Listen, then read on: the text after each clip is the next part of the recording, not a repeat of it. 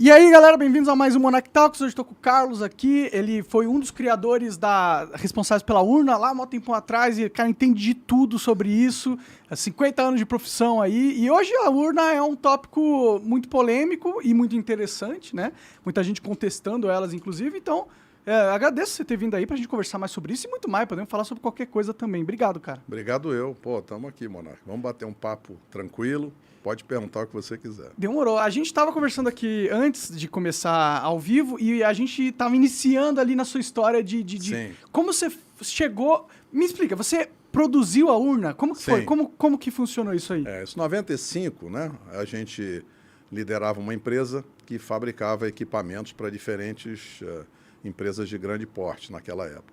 E aí um cliente antigo, que foi a Yunis, um dia me liga o gerente de marketing e diz, olha, aquele projeto que já conversamos lá atrás, parece que agora vai sair, o Tribunal Superior Eleitoral vai soltar uma concorrência para comprar urnas eletrônicas, que na época tinha um nome diferente. E aí eu falei, e aí, qual que é a oportunidade? Ele falou, a nossa engenharia aqui diz que está muito em cima, o negócio é muito corrido, e pô, o pessoal não quis encarar. Você topa? Eu disse, claro. Da hora demais, né? Opa. Então, pô, vem aí, marcou a reunião. Eu cheguei lá, conheci o cara que era o diretor de governo, que cuidava do projeto, que era o Vitor. Disse, olha, queremos muito entrar nesse projeto. A gente acha que tem uma boa relação com o cliente, a gente tem um bom trabalho de integração. Você topa fazer o produto? Eu disse, topo sim. Aí voltei para casa, reuni o time de engenharia, a gente já tinha um time bastante bom. E eu falei, olha, estamos com esse desafio, o prazo é apertado. Uhum. Mas a gente tinha parceiros, fornecedores e tal. Tinha uma placa, tinha uma fonte, tinha lá os componentes. A gente, então, saiu fazendo o projeto. O pessoal do TSE, na época, reuniu um grupo de engenheiros que fizeram umas especificações funcionais e a gente, então, desenvolveu. Foi muito rápido, porque esse negócio aconteceu lá para setembro, outubro, que eles publicaram, e a concorrência foi em dezembro. Então, na realidade, em 3 meses, a gente fez um protótipo. Pode crer, rápido pra caramba mesmo. Foi muito rápido, E a gente tinha um time muito bom que trabalhava com a gente. E aí a gente convidou uma outra empresa, que era a Microbase, para fazer o software, amigos nossos. Eles tinham uma experiência muito legal. Na época, eles já tinham uma posição de liderança no mercado de automação bancária.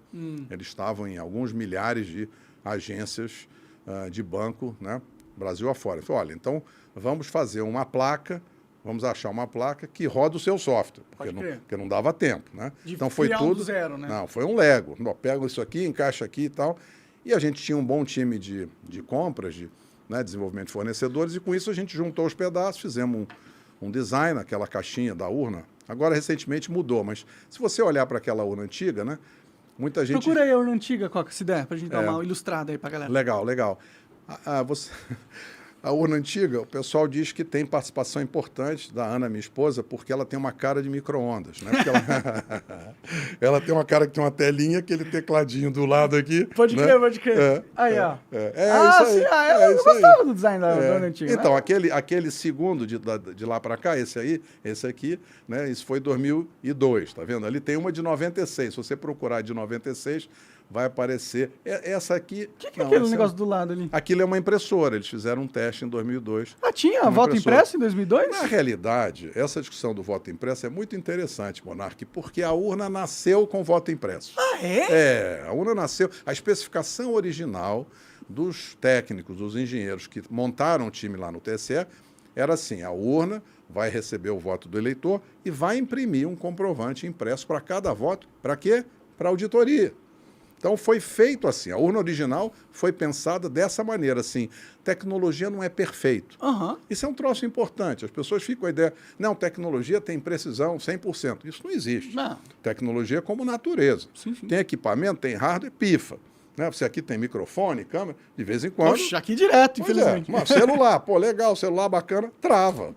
Certo? Sim. Computador trava. Então, tecnologia é algo naturalmente imperfeito. Onde tem hardware, dá pau de hardware. Onde tem software, tem erro de software. E onde tem pessoas operando ou desenvolvendo, pessoas erram. Então, ou maliciosamente erram, né? Eventualmente. Sim. Né? Nessa linha do que você está falando, é assim, no mundo de segurança da informação, todo dia você lê na internet, alguma empresa grande foi invadida. Sim, direto. Todo dia. Direto. Né?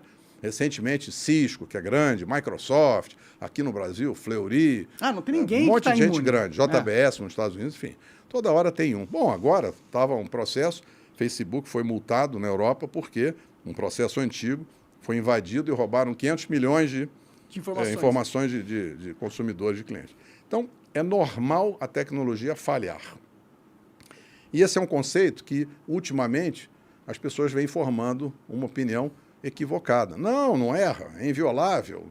Isso não existe. Todo produto eletrônico, todo produto, qualquer sistema, software, tem problemas. Tem vulnerabilidades, sim. Isso. Quando você olha as invasões, estatisticamente, é assim, quase 70% das invasões nascem dentro das organizações. Como assim? Invasão interna. Tipo, alguém que tem um conhecimento ali interno... Tem diferentes formas de fazer. O cara pode... É muito comum, empresas hoje em dia têm muita gente externo trabalhando. Terceirizados. Né? Por exemplo, lá no TSE, você tem 340 pessoas, dos quais, não é mais, 440 pessoas, dos quais acho que uns 140 são servidores de carreira. O dobro disso, 280, são terceirizados. E isso é comum, isso não é lá, isso é comum nas empresas. Então, o que acontece? Às vezes, alguém de fora comete uma falha, porque eu comentei uma estatística. A outra estatística é que 95% dos problemas de segurança são erros humanos, nascem de erros humanos. Alguém errou, devia ter cuidado de uma senha, não cuidou, anotou uma senha onde não devia anotar, enfim, não tomou determinado cuidado que tinha que tomar. Então, é comum que um hacker, muitas vezes, ele captura a credencial de alguém que trabalha numa organização e, através daquela pessoa, que às vezes nem sabe, ela nem sabe, é um terceiro, então você tem, esse é um tipo comum de invasão. Então você pode ter invasão externa, você pode ter invasão interna. Você pode ter erro de programação, que é normal. Sim. E você pode ter, claro, alguma intenção algum malicioso colocado ali de propósito. Mas eu achei muito interessante esse negócio de que a urna, inicialmente o projeto da urna era já com o voto impresso. Por que mudaram isso então? Se já, tipo, porque, não, tá seguro demais essa urna. Vamos tirar esse negócio do voto impresso pra gente ter mais vulnerabilidade. Não faz sentido. Por que a sua pergunta é importante, né? Por que esse seu podcast é legal? Por que as pessoas gostam? Porque você presta um serviço, as pessoas têm interesse, as conversas são interessantes, você está focado no seu cliente. Você não vai trazer um assunto aqui que ninguém quer ouvir. Sim. Você está preocupado com o seu mercado. O que acontece na administração pública e na justiça eleitoral, existe esse desafio, essa diferença de perspectiva. As pessoas têm que entender que o cliente é que é mais importante. Quem que é o cliente? O eleitor. Cliente é o eleitor. Sim. Claro, o candidato também, mas o candidato é um coadjuvante. O cliente é o eleitor. O candidato é mais o produto do que o cliente, né? É uma maneira de olhar. Então, o que é fundamental para quem presta serviço para esse cara? É conquistar a confiança dele. No mundo de TI, a gente diz, é a experiência do cliente. O cara tem que estar feliz. Tanto que muitas vezes você está num produto, com um produto, o cara fala, você gostou? Está satisfeito? A experiência é legal? Tem algum lugar onde eu possa melhorar? E é muito importante haver esse avanço de percepção, que eu acho que é uma oportunidade ainda de evolução que existe na justiça eleitoral. É compreender que o cliente é o consumidor, é o eleitor. Ele é que tem que ficar satisfeito. Então, muitas vezes, decisões são tomadas assim, mas eu tenho 18 camadas de segurança. Faz diferença, o cara não entende nada disso. Então, por que o Congresso aprovou comprovante impresso do voto 5 vezes? Porque na cabeça das pessoas é uma forma simples delas compreenderem o que está acontecendo. Então, não é uma discussão de que é mais ou menos segurança. É uma discussão de como é que as pessoas vão compreender melhor e vão confiar mais. Sim. Essa é a premissa. Sim. Né? O voto impresso ia ajudar muito nas pessoas acreditarem na urna. Exatamente. A gente acredita que nessa discussão toda existe um lado muito positivo. Tem esse calor, né? Não é simples a gente estar nesse debate, mas eu acredito que essa discussão nunca mais vai ser a mesma. Eu acho que a partir do ano que vem a gente vai ter um debate intenso e se vai repensar como é que a gente traz para as pessoas um serviço melhor, um processo mais simples e que as pessoas de fato possam confiar mais. Você acha mesmo que a gente vai ter esse debate? Porque toda vez que a gente contesta as urnas ou critica, a resposta do Estado é tiro, porrada e bomba em cima da gente, tá ligado? O PL entrou com uma representação no TSE justamente apontando várias falhas, que você, inclusive, aqui vai poder me elucidar a galera quais são. Legal. E o ministro simplesmente multou o cara em 22 milhões por fazer algo que deveria ser plenamente democrático. Porque fala, esse sistema tem falhas, eu gostaria que você fizesse uma avaliação dessas falhas aí e cumprisse uma forma de recuperar ela, de dar...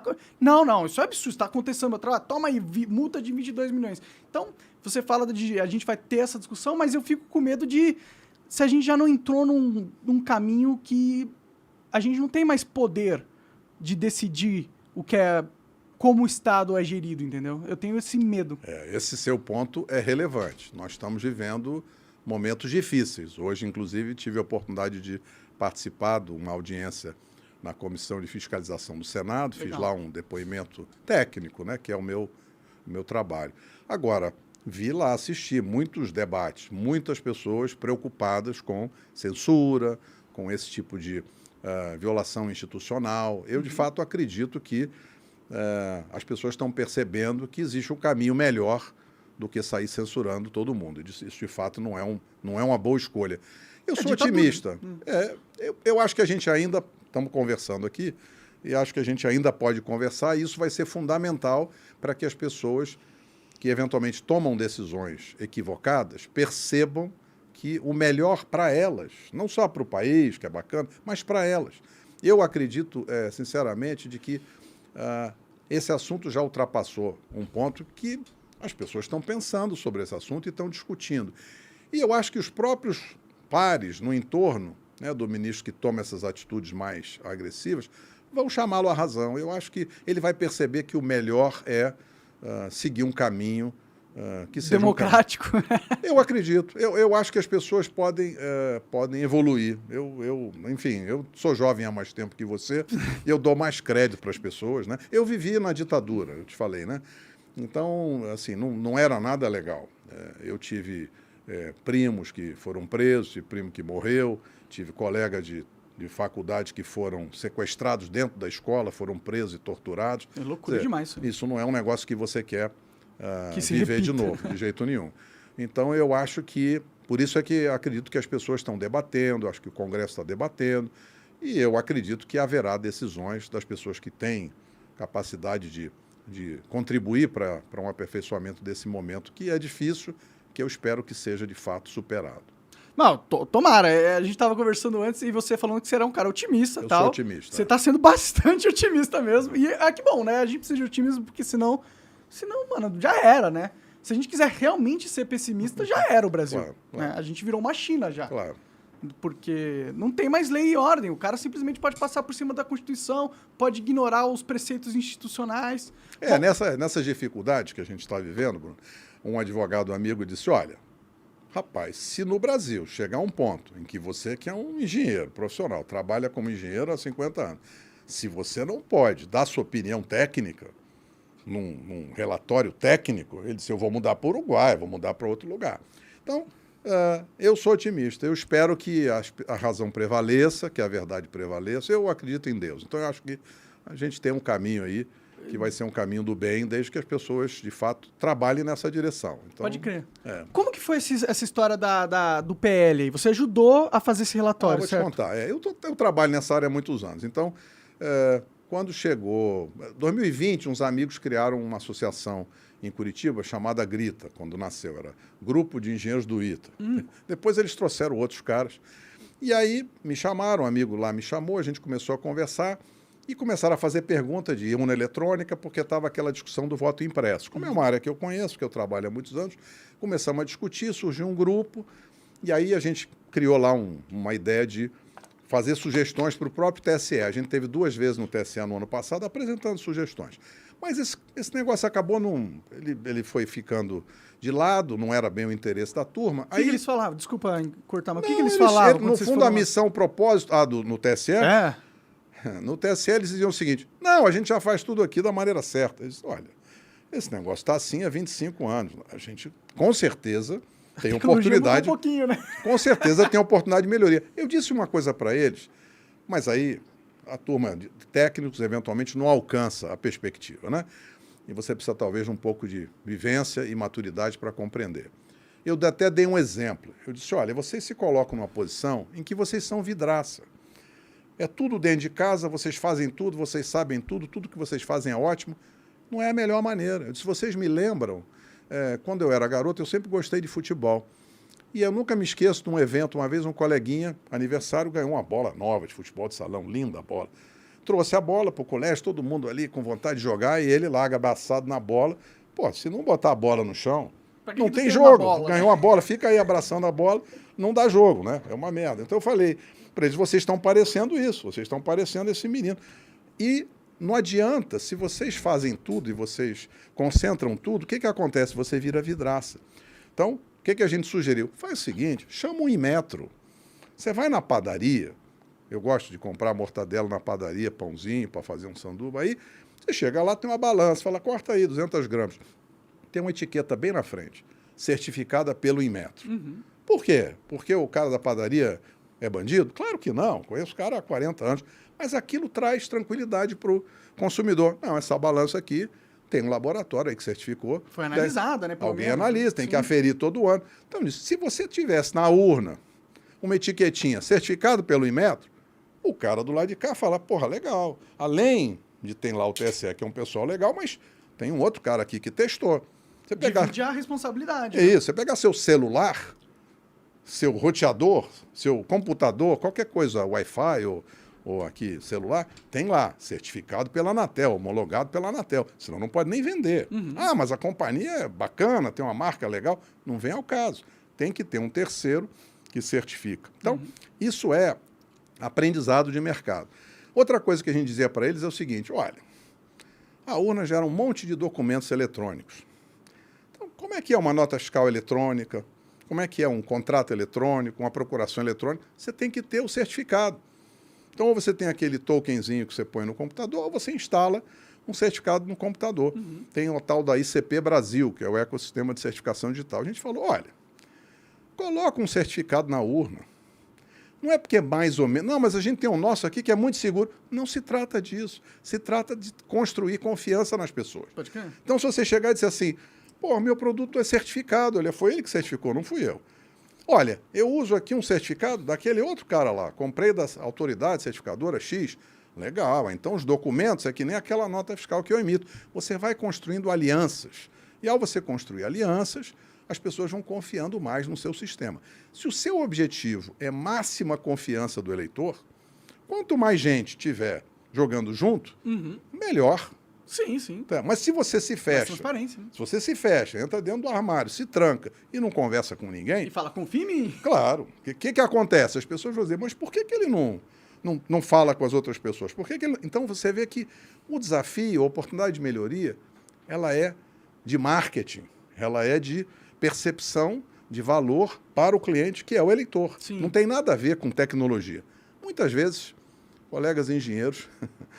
tem engenheiros que são ótimos caras de marketing, mas tem outros caras que estão lá mergulhados na técnica e esquecem que existem pessoas do outro lado, que a discussão não é tecnológica, a discussão é de confiança. Né? Não, com certeza. E eles falaram, não, deixa quieto. Cara, eu levei lá, para você ter uma ideia, na segunda, eu fui numa reunião lá com eles, com outros colegas, né? A gente foi lá em fevereiro, aí mostramos e tal. Ah, não, tudo que a gente faz está certo. Eu digo, não é isso que se trata aqui. Eles querem maximizar o controle, né? Esse negócio passa uma imagem ruim, porque se você divide com as pessoas, por exemplo, eu já ouvi, tem muitos colegas especialistas, já ouvi inclusive de gerentes de TI, de tribunais regionais eleitorais, que dizem, pô, vamos colocar o código-fonte aberto, publica o código-fonte. Para mim é um absurdo não ser aberto ainda, né? Toda pessoa que estuda isso um pouco mais concorda com você. Pode crer. Claro. Por quê? Ah, não, mas eu vou proteger aqui, é secreto. As pessoas sabem, quem trabalha na área, que aquilo que é secreto é menos seguro do que aquilo que é aberto. Sim. É uma visão ao contrário das coisas. Né? Sim, e a apuração secreta do voto é legal, constitucionalmente falando, né? Essa tese eu concordo com você. Quer dizer, essa história de que você hoje não consegue verificar o registro de cada voto e você não consegue verificar a contagem de cada voto, né? Até tem um profissional da área do jurídico, né, que é o procurador Felipe Jimenez, lá de Mato Grosso do Sul, ele tem falado em diversos fóruns. Eu concordo muito com a forma como ele coloca. Ele diz, olha, a contagem dos votos é um ato administrativo. Quer dizer, como é que você delega isso para um programa e trata isso de forma secreta?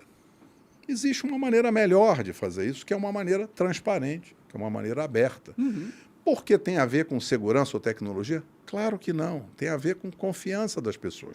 As pessoas vão sentir mais confiança se elas tiverem um sistema que é mais transparente. Sim, né? sim. Então, eu tô assim, muito gratificado, acho que é a palavra, com esse trabalho que a nossa equipe vem fazendo, com essas conversas. Quando é que eu imaginei que eu ia estar aqui com o Monark falando de urna, pô? É um troço árido. É um troço árido, troço tecnológico. Nós estamos aqui batendo um papo que entrou na agenda. Né? A urna nunca esteve top of mind na cabeça das pessoas, mas agora tá, né? Porque, bom, querendo ou não, tem gente que tá achando que rolou uma treta ali nessas eleições, né? Olha, eu nem acho que seja isso. Assim, Você acha que não rolou uma treta, não? É difícil eu tenho dizer. minhas dúvidas, viu? Claro, mas principalmente pelo que você falou. Olha como o TSE se comporta. Ele não se comporta como um cara que é honesto e não tem nada a esconder. Ele se comporta justamente o contrário. Eles não querem fazer as atualizações necessárias que já foram apontadas por especialistas como vocês, que seriam, tipo, óbvio que deveria ser feito certas coisas. Eles dizem que não devem ser feitos. E depois eles mandam prender ou perseguem juridicamente todas as pessoas que desconfiam que o processo pode ter tido algum problema. Então, eles agem completamente como o cara que fez o crime. Eu tenho a impressão, Monark, que isso é medo do desconhecido. Né? Na minha opinião, existe uma oportunidade muito grande da gente proteger os ministros que formam a alta direção do TSE. Essas pessoas, elas são pessoas muito importantes, são ministros do Supremo Tribunal. Quer dizer, o Supremo é o órgão mais importante da Justiça. É Supremo, né? É o Supremo. Eu acho um absurdo esses ministros estarem envolvidos com o computador, o programa. Vocês lembram na eleição passada que travou lá o computador que estava fazendo a totalização? E aí vai o ministro Barroso, que era presidente na época, convoca uma coletiva para explicar. Eu fiquei constrangido. Eu assisto na televisão e falo, rapaz, como é que o ministro do Supremo acha que ele precisa vir explicar que o computador travou, deixou de travar? Não é a área dele. Ele não conhece absolutamente nada desse assunto. Então, eu tenho para mim que, em algum momento, esses ministros vão perceber, rapaz, isso não é bom para nós, isso não é bom para a instituição TSE. Essa área dessa administração eleitoral, isso devia ser uma autarquia, lá na Justiça Eleitoral, mas não misturado com o Tribunal Superior. O Tribunal Superior está lá em cima, é uma coisa muito importante. Então você olha, por exemplo, em metro, ela é importante, mas é um órgão técnico. O INPI das patentes, um órgão técnico, e assim por diante. Eu acho que tinha que ter um instituto eleitoral, um órgão técnico. Aí tem lá uma diretoria, um comitê gestor, porque aí os ministros do Tribunal Superior, eles vão estar à vontade para julgar. Hoje eles estão envolvidos. Então, em vez de julgar com conhecimento, que eles não têm, porque não é a área deles, eles julgam com fígado. Eles são ativistas hoje, né? Ativistas políticos. Isso é um processo que vem acontecendo no judiciário como um todo. Seria ótimo que os juízes ficassem na sua atividade principal, que é proteger, né, a Constituição, proteger, seria melhor. Não, mas hoje em dia eles decidem tudo. O Lula já foi falar com o Alexandre ali, eles querem adiantar não é a posse, é o... Diplomação. A diplomação, exato. Eles querem, e ele já aceitou. Então, eles se colocaram muito mais como agentes executivos do Estado do que agentes do judiciário mesmo. E tipo, não existe no mundo... Ou pelo menos deve existir no mundo, mas, por exemplo, nos Estados Unidos, que é o país que eu acho um pouco mais sério do que o Brasil. Tem os seus problemas, eu acho mais sério que o Brasil.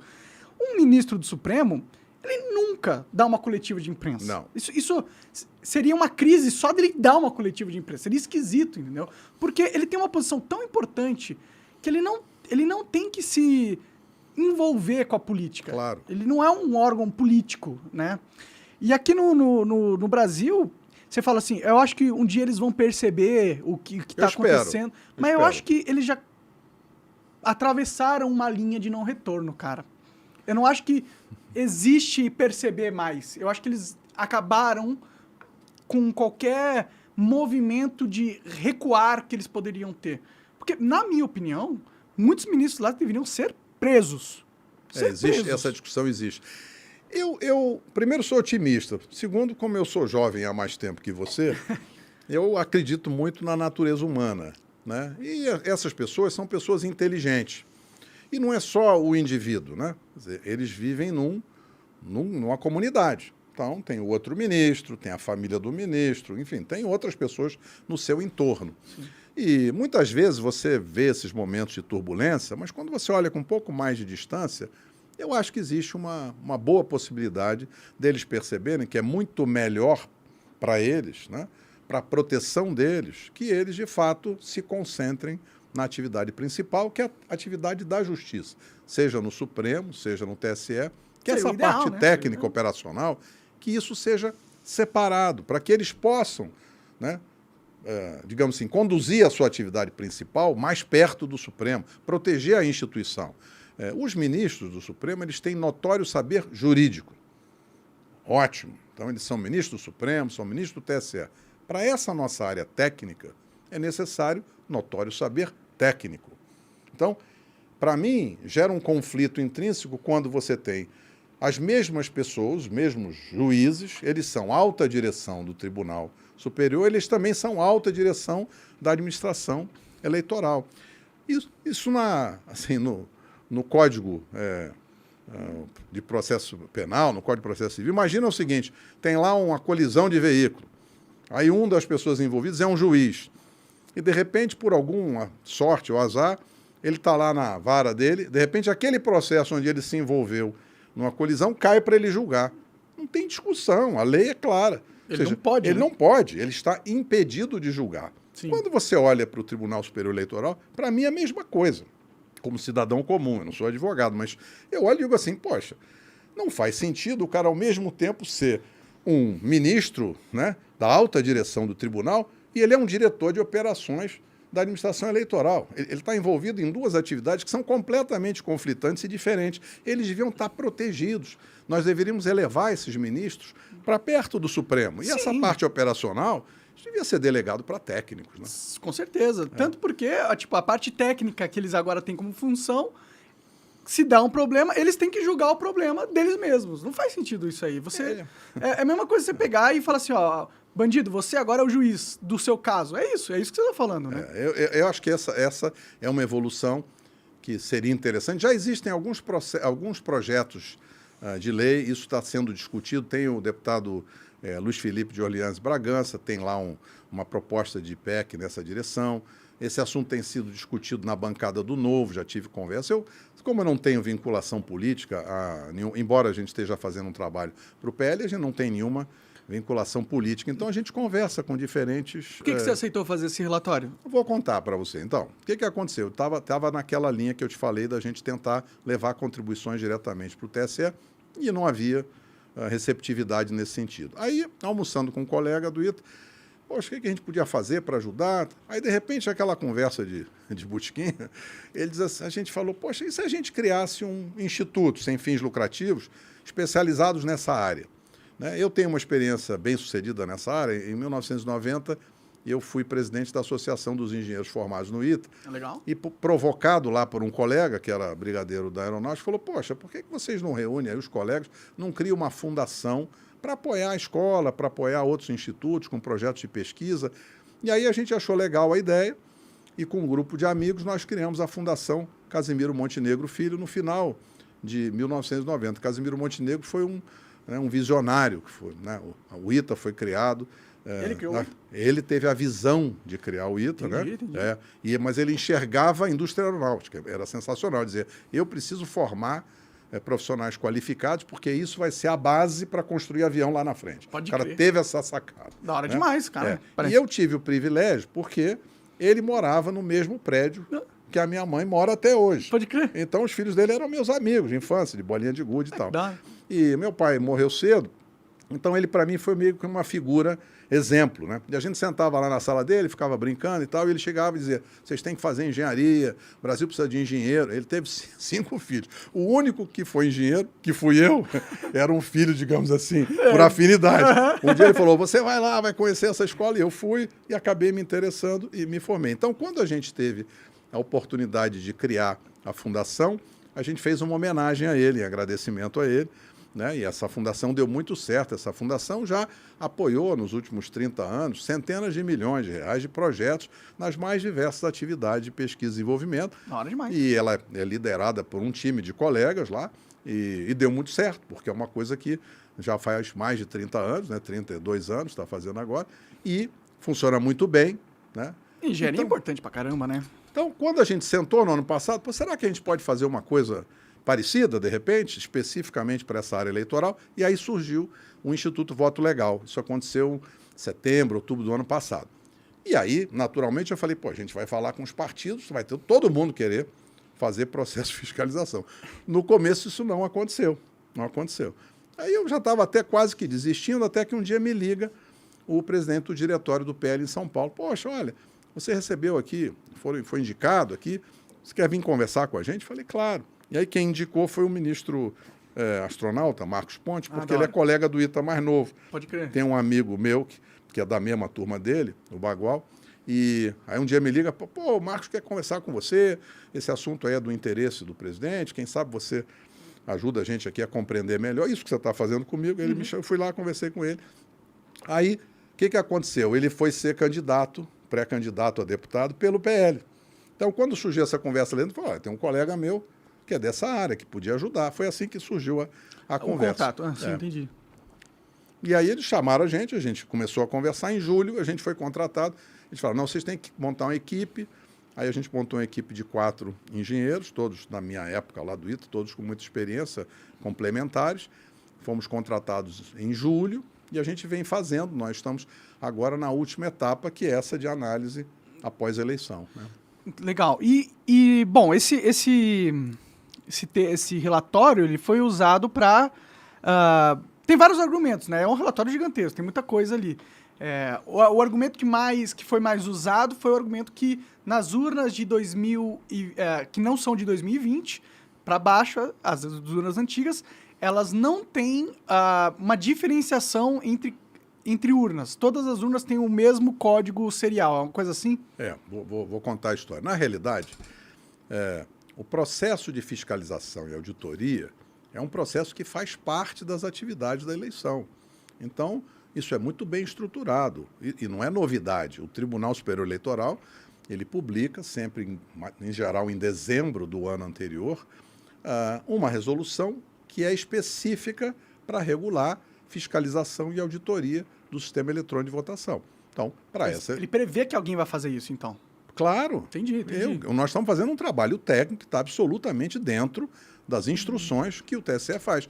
E não é uma coisa nova, né? Quer dizer, isso nas últimas, 10 eleições, sempre aconteceu. Quer dizer, o cara vai fazer, um ano antes ele diz, olha, a eleição precisa ter lá uma fiscalização.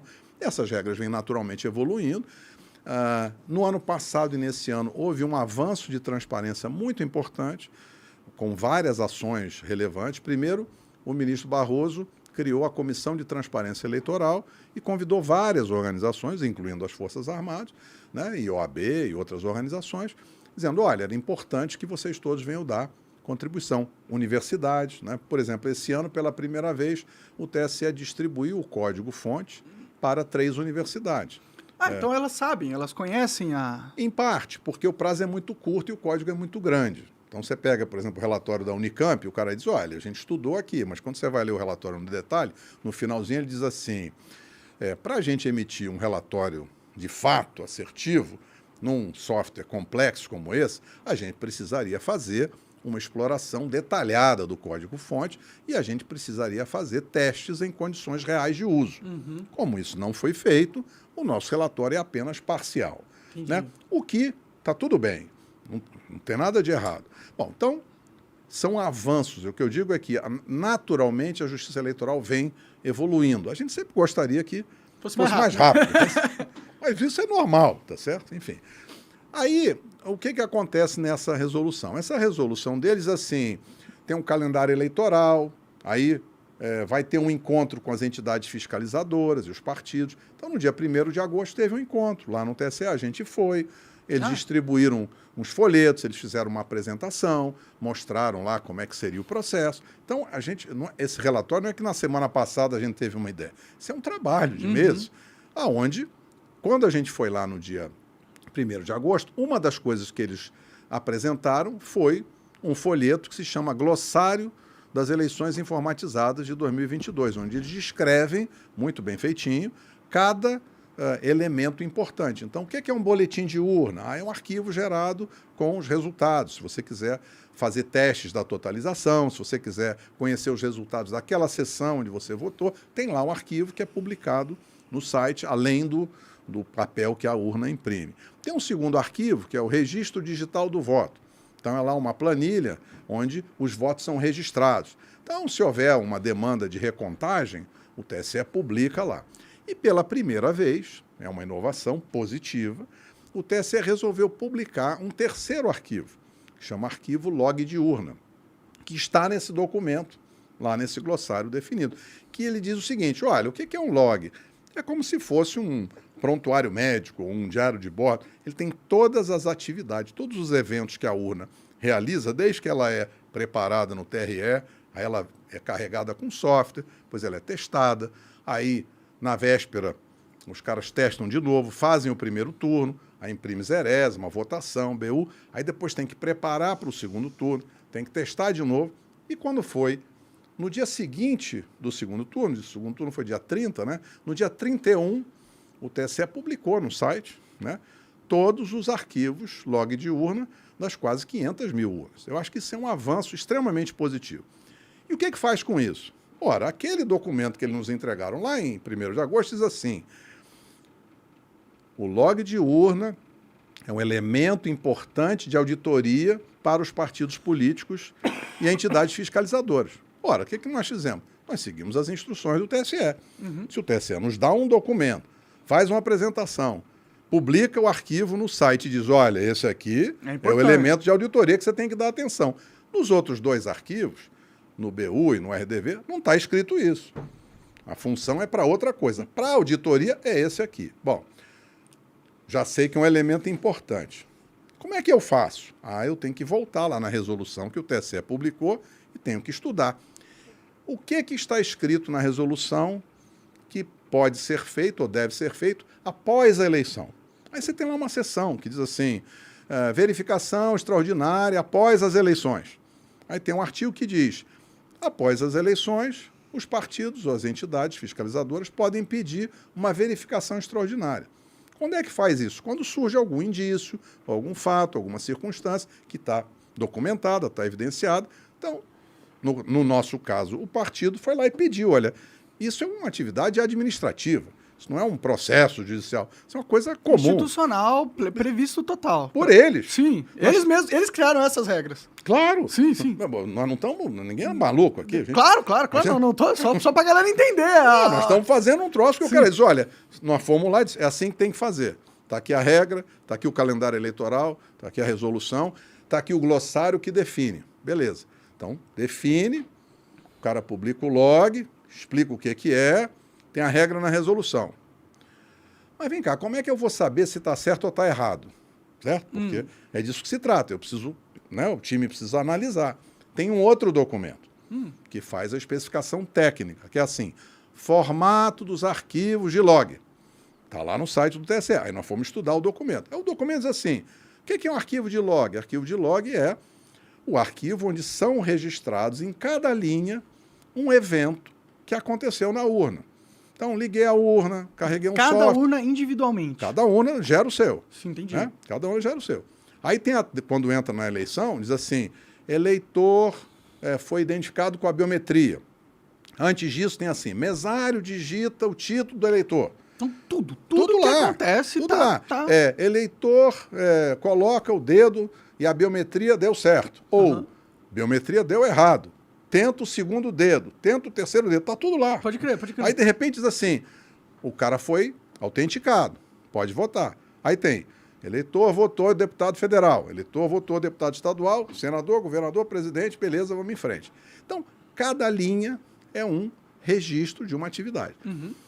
E aí, a gente olhou para isso e falou, bom, nesse prazo curto, como é que eu vou fazer uma análise de um negócio desse tamanho? Porque quantas atividades você acha que uma urna realiza e tem registro em cada linha ao longo de alguns meses? Porque lá de setembro até agora, início de novembro. Tem ideia, não? Milhares, sei lá. E é isso aí, 10 mil, 12 mil, 16 mil, Sim. Uma urna. Pode crer. Porque tem todos esses detalhes. Seria todas as humanamente impossível ir linha a linha de todas as urnas. Claro. Aí nós olhamos para aquilo e falamos, bom, tem quase 500 mil de urnas. Cada urna tem 10, 12, 15. Esse troço vai dar bilhão de linha. E deu.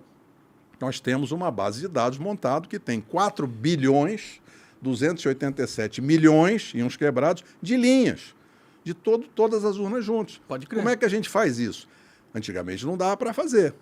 Hoje tem análise de dados. Hoje tem plataformas na nuvem. Inteligência Você cria, artificial, claro, você vai lá, coloca essa base de bilhões e você diz assim, eu queria saber em todas as urnas quantas vezes apareceu a mensagem urna desligada pela chave. Aí o cara vai lá, faz a conta, o programa faz automático, de repente diz 80 mil. E ele faz isso em segundos. Pode crer. Então, a gente passou a ter, com esse avanço da transparência do TSE, que é publicar o log e documentar como é que deve ser. E pelo avanço da tecnologia, possivelmente há 5 anos atrás, 4 anos, não dá para fazer isso. Sim. Seria muito caro. Hoje não é. Hoje está na nuvem e a gente faz. E aí, quando a gente estava montando essa base, né, que começa a carregar de todas as sessões no Brasil inteiro, de repente, o time técnico liga para a gente e fala, olha, tem uma coisa estranha aqui. Eu falei, o que foi? Não, a gente está montando, está dando certo, estamos baixando as coisas do site, estamos subindo, criando a nossa base, mas na hora que a gente vai verificar quantas incidências únicas, quantas vezes aparece cada número de série de urna, tem um número estranho aqui que já está aparecendo algumas centenas de milhões, e na hora que a gente colocar todos os estados, isso aqui vai dar bilhões de linhas. Eu falei, mas um número estranho, como é isso? Não, tem um número aqui, que é o mesmo número, que não é um número de série válido, porque ele é 67 milhões, uns quebrados, e o número máximo de série da urna é 2 milhões, né? Que é o das urnas novas, vai 2 milhões e 500 mil, lá sei. Pô, então 67 é um número espúrio, ele não faz parte da faixa de numeração. Eu falei lá pro time, falei, cara, você desculpe aí, vocês estão fazendo um trabalho muito legal, vocês estão ajudando a gente, mas deve ter um erro no seu programa. Não, desculpe, vocês são um pessoal competente, mas esse negócio que você está me falando é impossível. Não pode ter um número de uma urna com 1 bilhão de linha.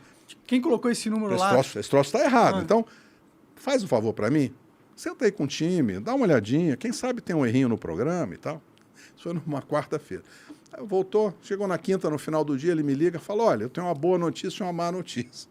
Falei, então dá a boa primeiro. Falou, a boa notícia é que o nosso programa está certinho. Estamos baixando direitinho, estamos montando, não tem erro nenhum. Eu falei, uau, e qual que é a má notícia? A má notícia é que tem um problema complicado aí. Eu disse, qual que é o problema? Tem um número aqui que está aparecendo 2 bilhões de vezes. Não pode. Eu falei, ih, rapaz. Então vamos fazer o seguinte, se era a quinta, final do dia, eu falei, sexta, amanhã, com calma, vou chamar mais 3 colegas que conhecem isso melhor do que eu. Tem um colega da Unicamp que é muito bom, vamos sentar aqui, vamos entender. Aí olha para o número, olha para a base, faz umas pesquisas, vai no site do TSE, baixa um log, faz um teste aqui e ali, tem um erro aí. E aí o que acontece? Em todas as linhas, de todos os logs, de todas as urnas, de modelos antigos, que são os modelos que não são a última geração de 2020, existe esse número em todas as linhas, de todas as urnas, o mesmo número, né? E esse número se refere ao número de série, como se fosse o RG da urna. Isso. Se você pegar microfone, aquela câmera, meu celular, cada equipamento eletrônico tem um número de série único para identificá-lo. Por que existe esse campo? Aí, de acordo com a especificação técnica do TSE. Tem do glossário lá que eles mandaram. É formato dos arquivos log, está no site do TSE. Você vai lá e diz... É o padrão deles. Claro, ele diz assim, um log registra em cada linha um evento que ocorreu na urna. E o formato é esse aqui. Tem um campo de data, um campo de hora, enfim, tem outras informações, severidade, não sei o quê, e tem um campo que é o código de identificação da urna. Por quê? Porque você, na hora que vai registrar a atividade, que é o campo que vem na frente, que é onde diz o que aconteceu, esse negócio é feito para que você possa garantir, vincular aquela linha, aquela ocorrência, aquele evento com a urna física e com o momento. Então, tem duas informações que o programa que gera o log, ele lê do hardware. Então, na hora que ele vai registrar aquela atividade, por exemplo, eleitor identificado com biometria, quando ele conclui aquela atividade, ele vai lá no hardware, lê o relógio, lê a data, lê a hora, diz, esse cara foi identificado com a biometria às 11 horas, 11 minutos, 53 segundos. Bota esse troço lá. Aí, ele, na sequência, ele lê o número de série da urna. Ele diz, esse teste com biometria, que esse eleitor, aconteceu na urna 1.537.239. Bota lá o número, para garantir que cada atividade ocorreu fisicamente naquela urna. Até porque se der um problema, você pode ir na urna específica averiguar o que aconteceu com ela. É como garantia. Sim. Então, você fala assim, quando você vai lá, seu notebook, seu celular deu problema, você vai lá na loja e diz, está aqui a nota fiscal, está aqui o número de série. Né? Ora, na hora que você vai registrar essas atividades e o número de série está errado, independente de qual é a causa, isto é um indício de que algo funcionou mal. Sim, não era para ter cada uma um número de série individual com parâmetro de 2 milhões de linhas lá. Exatamente da forma que está especificado no documento que o TSE publicou. Pode crer. Ora, qual que é o nosso trabalho como engenheiro? A gente olha para o documento de especificação, a gente olha para o arquivo e diz, tá igual, que é o que a gente esperava que fosse. Tá igual, tá certo, beleza, ó, tá certo, ó, beleza, podemos assinar que tá certo. Tá diferente? É um indício de mau funcionamento. O que diz a resolução do TSE? Diz, olha, quando houver indício de mau funcionamento, você pode pedir uma verificação extraordinária. Isso é um ato administrativo. Está previsto. Você vai lá na resolução, aparece. Até é engraçado porque é o artigo 51, que é uma boa ideia. Né? O pessoal fica fazendo brincadeira. Mas tem lá uma seção que é verificação após as eleições. Então, primeiro você diz que se houver algum indício, como é que faz indício? É auditoria. Por que faz auditoria? Porque está escrito na resolução do TSE que é para fazer. Como é que faz? Usa o arquivo de log que ele disse que é para usar. Sim. E como é que eu sei se o arquivo de log está certo ou está errado? Eu comparo com a especificação técnica do documento que o TSE publicou. Então, é um trabalho de engenheiro básico, totalmente técnico. Apolítico, apartidário, técnico 100%. Isso. Aí, quem é que contrata a gente? O partido. Por quê? Porque está escrito na lei que os partidos podem fiscalizar. Como eles não têm equipe, e a gente tinha criado um instituto para prestar esse serviço, é uma coisa pioneira, eles resolveram fazer esse trabalho e contratar a gente, é isso. Consegui explicar? Sim, entendi bem. E então, quando vocês apresentaram esse documento, eles não deram nenhuma resposta. Eles nem falaram, realmente isso está errado, nada. Você diz o TSE? O processo aconteceu assim. Quer dizer, a gente nesse momento, não estou nem falando com o TSE, nós estamos fazendo um trabalho técnico, dentro da regra lá, da resolução, entrega para o partido e falou, olha, tem esse problema aqui, tem outros que eu vou comentar, mas claro, tem esse problema aqui. Aí disse, como é que é isso? Eu disse, olha, está aparecendo um número aqui, que esse número é inválido, ele não podia aparecer aqui. E apareceu nessa urna? Eu falei, não, apareceu em todas. Como assim? Pois é. Rapaz, mas isso é um problemão. Eu falei, parece que sim. Como é que faz? Eu disse, tem lá a resolução. Você vai lá e diz para os caras, olha, achei esse negócio aqui, vamos fazer uma verificação? Está previsto. Não tem, ninguém está atacando a democracia. O que está escrito na democracia, né? Não, é o processo democrático. É o que está escrito na resolução do TSE. Sim. É o que está escrito no glossário, onde eles dizem que é para usar aquele arquivo, e é o que está escrito na especificação técnica. Vocês estão jogando nas regras, 100%. Claro. 100%. Claro. E ninguém inventou isso semana passada.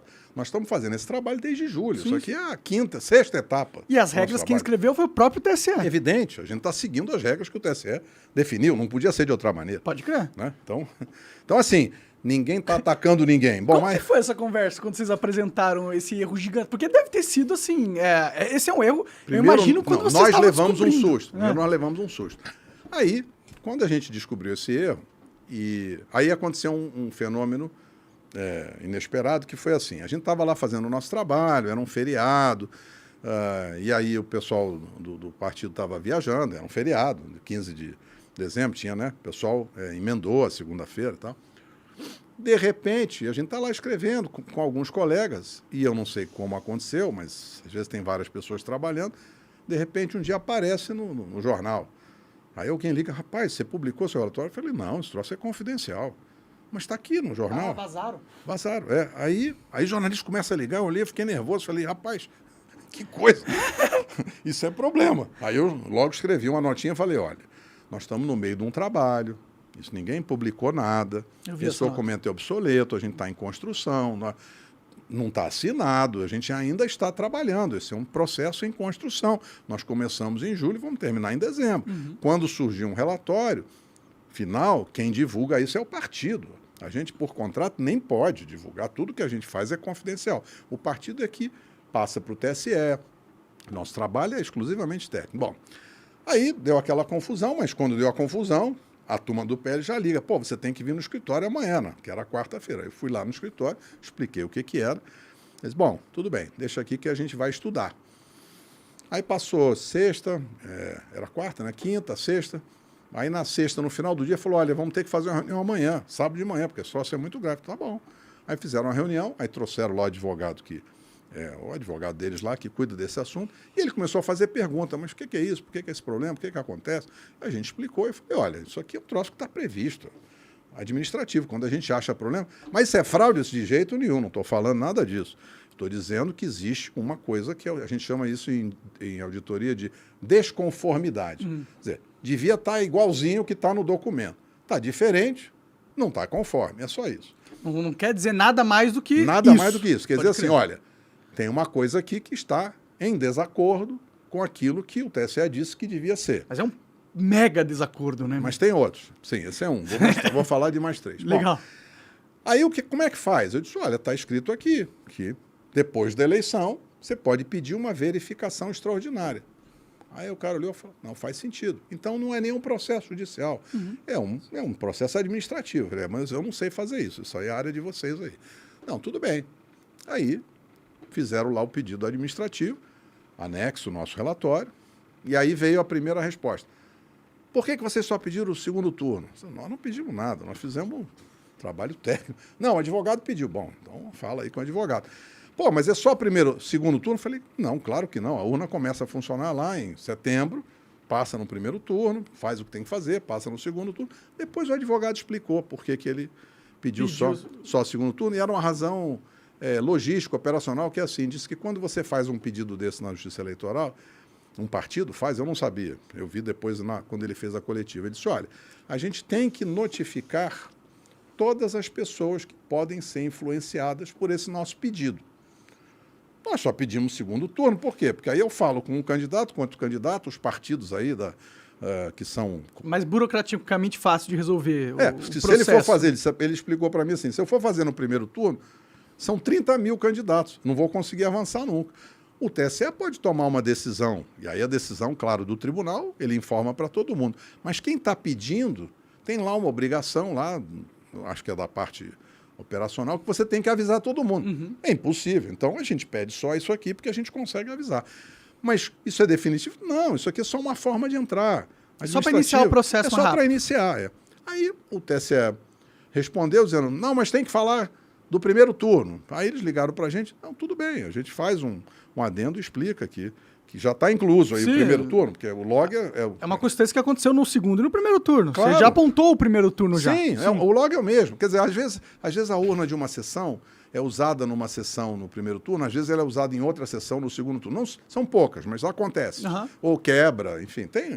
O processo é complexo. Claro, né? 500 mil urnas, né? E é bem feitinho. No Brasil inteiro. Não, nós fazemos eleição, funciona. Sim. Funciona. Quer dizer, o que nós estamos fazendo é apenas uma oportunidade de avaliar e de sugerir melhorias. É só isso. Eu gosto do sistema, acho que a gente tem um bom sistema. Como qualquer tecnologia, dá para melhorar. Claro. Você não compra um telefone novo porque ele é mais bacana? Sim. É igual, mesma coisa. Ó, aí veio aquela resposta difícil, mas aí, na segunda vez, veio uma resposta técnica, onde eles, então, pegaram os nossos relatórios dizendo, não concordo com isso que você falou está errado, não concordo com aquilo.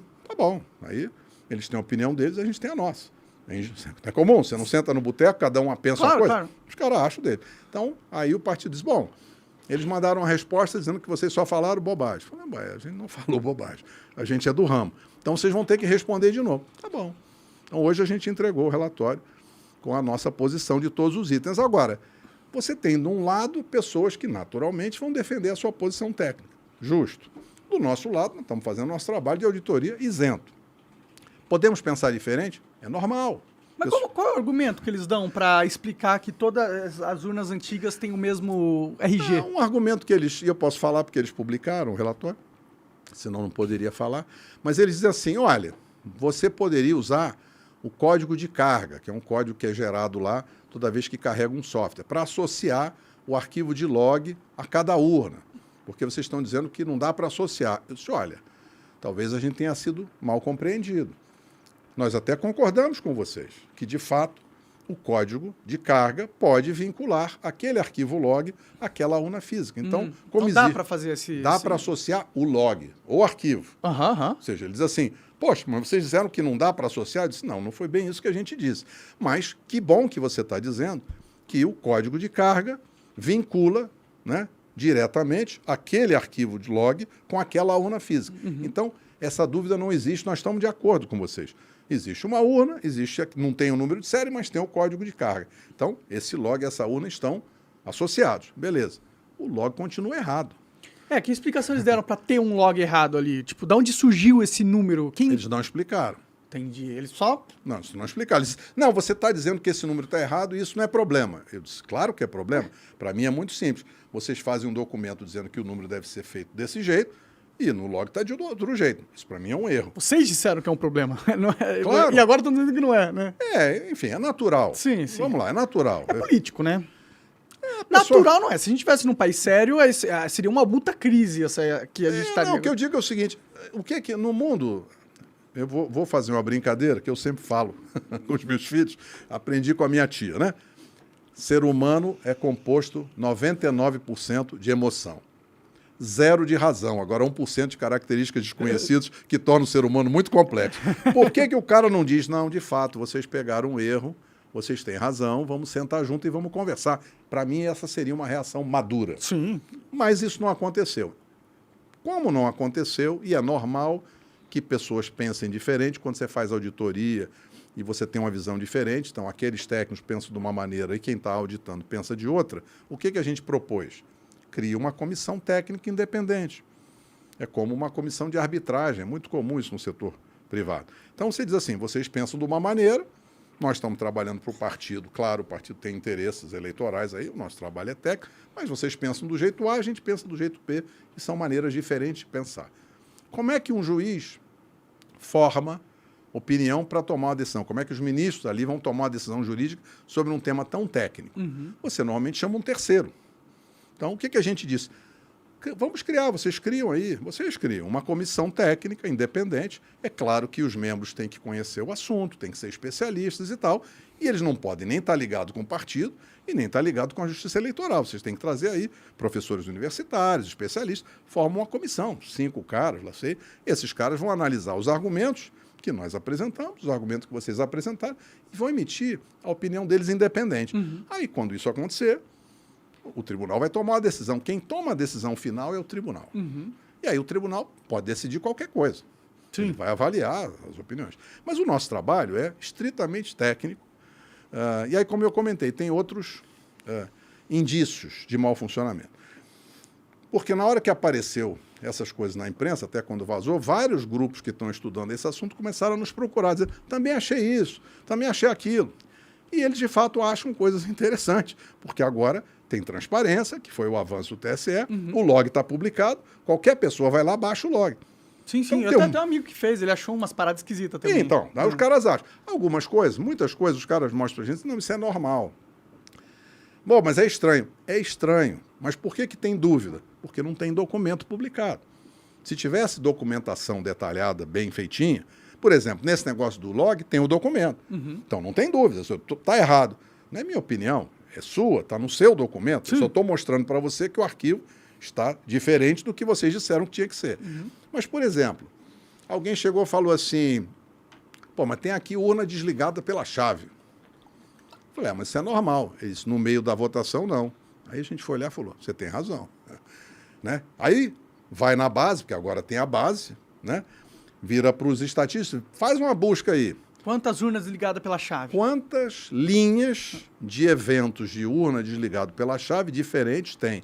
Agora, eu quero saber só os eventos que acontecem das 8 horas da manhã às 5 horas da tarde no dia da votação. Então, ou aconteceu no dia 2 de outubro, ou aconteceu no dia 30 de outubro, das 8 da manhã às 5 da tarde. Por quê? Porque o estranho é desligar no meio da votação. Sim. Porque para desligar, o mesário tem que levantar da mesa, botar a mão no bolso, pegar a chavinha, que é uma chavinha dessas de armário de academia, aquela chavinha. O cara vai lá na traseira da urna, encaixa a chavinha e desliga. Então, ele só vai fazer isso se a urna travar. Sim. Porque a urna tem bateria, ela não fica sem energia. Então, ele só vai desligar se der um problema. Procura aí. Ih, rapaz, no primeiro turno apareceu 80 mil vezes. Eu falei, de desligado pela chave, ele disse é. E no segundo turno, 75 mil vezes. Eu falei, rapaz, quer dizer que mais de 150 mil vezes urnas travaram. Sim. Porque a única razão para o cara desligar pela chave é travar. Sendo que são 500 urnas, então é quase tipo um quinto de todas as urnas travaram. O que é um... É bastante. É bastante. Bastante. Nós estamos dizendo que é fraude de jeito nenhum. Nós estamos dizendo, olha, isso é um segundo indício de que alguma coisa não funcionou direito. Sim, sim, sim. Qual o nosso papel? É mostrar um indício e pedir a eles para fazer uma verificação extraordinária de acordo com a regra que eles publicaram. Tão simples quanto isso. Bom, mas só desligou pela chave, só isso que aconteceu? Aconteceu uma outra coisa estranha. E já foi um outro cara. Porque as pessoas ficavam mandando para a gente, rede social. Tá todo mundo interessado Os caras mandam. Olha aqui, apareceu o nome de um eleitor. Eu falei, não pode. O nome do eleitor não pode aparecer. Não, mas apareceu. Aí tem um carinha que teve a paciência de sair buscando, ele também baixou, me manda uma planilha. Aí diz assim, olha aqui que interessante. Eu achei aqui 200 incidências em que pinta uma mensagem de erro, aí diz erro, não sei o quê, erro na exibição do texto, aí tem lá um nome, completinho. Roberto, não sei o quê, não sei o quê, não sei o quê. João, nome da pessoa. Falei, rapaz, mas tem o nome da pessoa. Tem a hora que o cara estava votando? Tem lá a hora, porque o primeiro campo é o carimbo da hora. Então aparece assim, 11 horas da manhã, 15 minutos, 33 segundos. Opa, erro, nome do cara. E aí a urna trava. Por que ela trava? Porque a mensagem seguinte é urna desligada pela chave.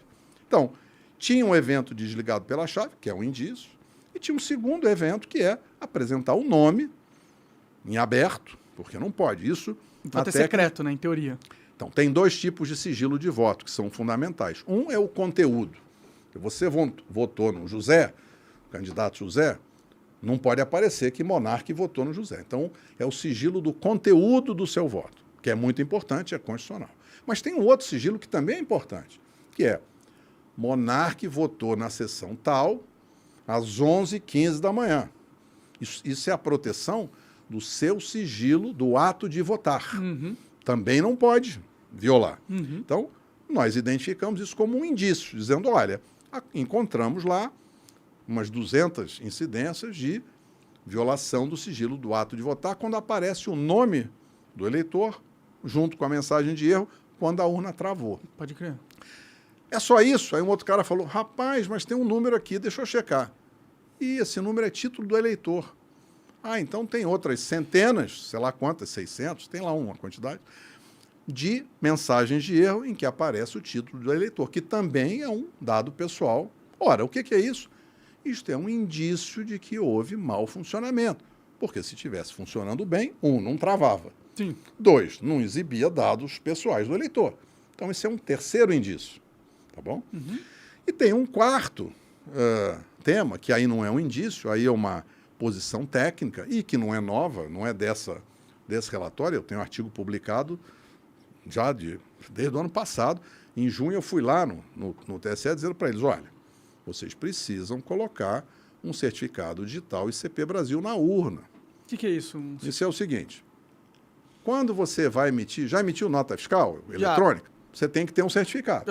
Aquilo é um certificado digital ICP Brasil. Entendi. Você comprou da Serasa, CertSign, um cara desse aí, Valide, compra de uma empresa, bota lá no seu computador, bota no seu token. Por quê? Porque tem um ecossistema de certificação digital, que é uma cadeia de confiança independente.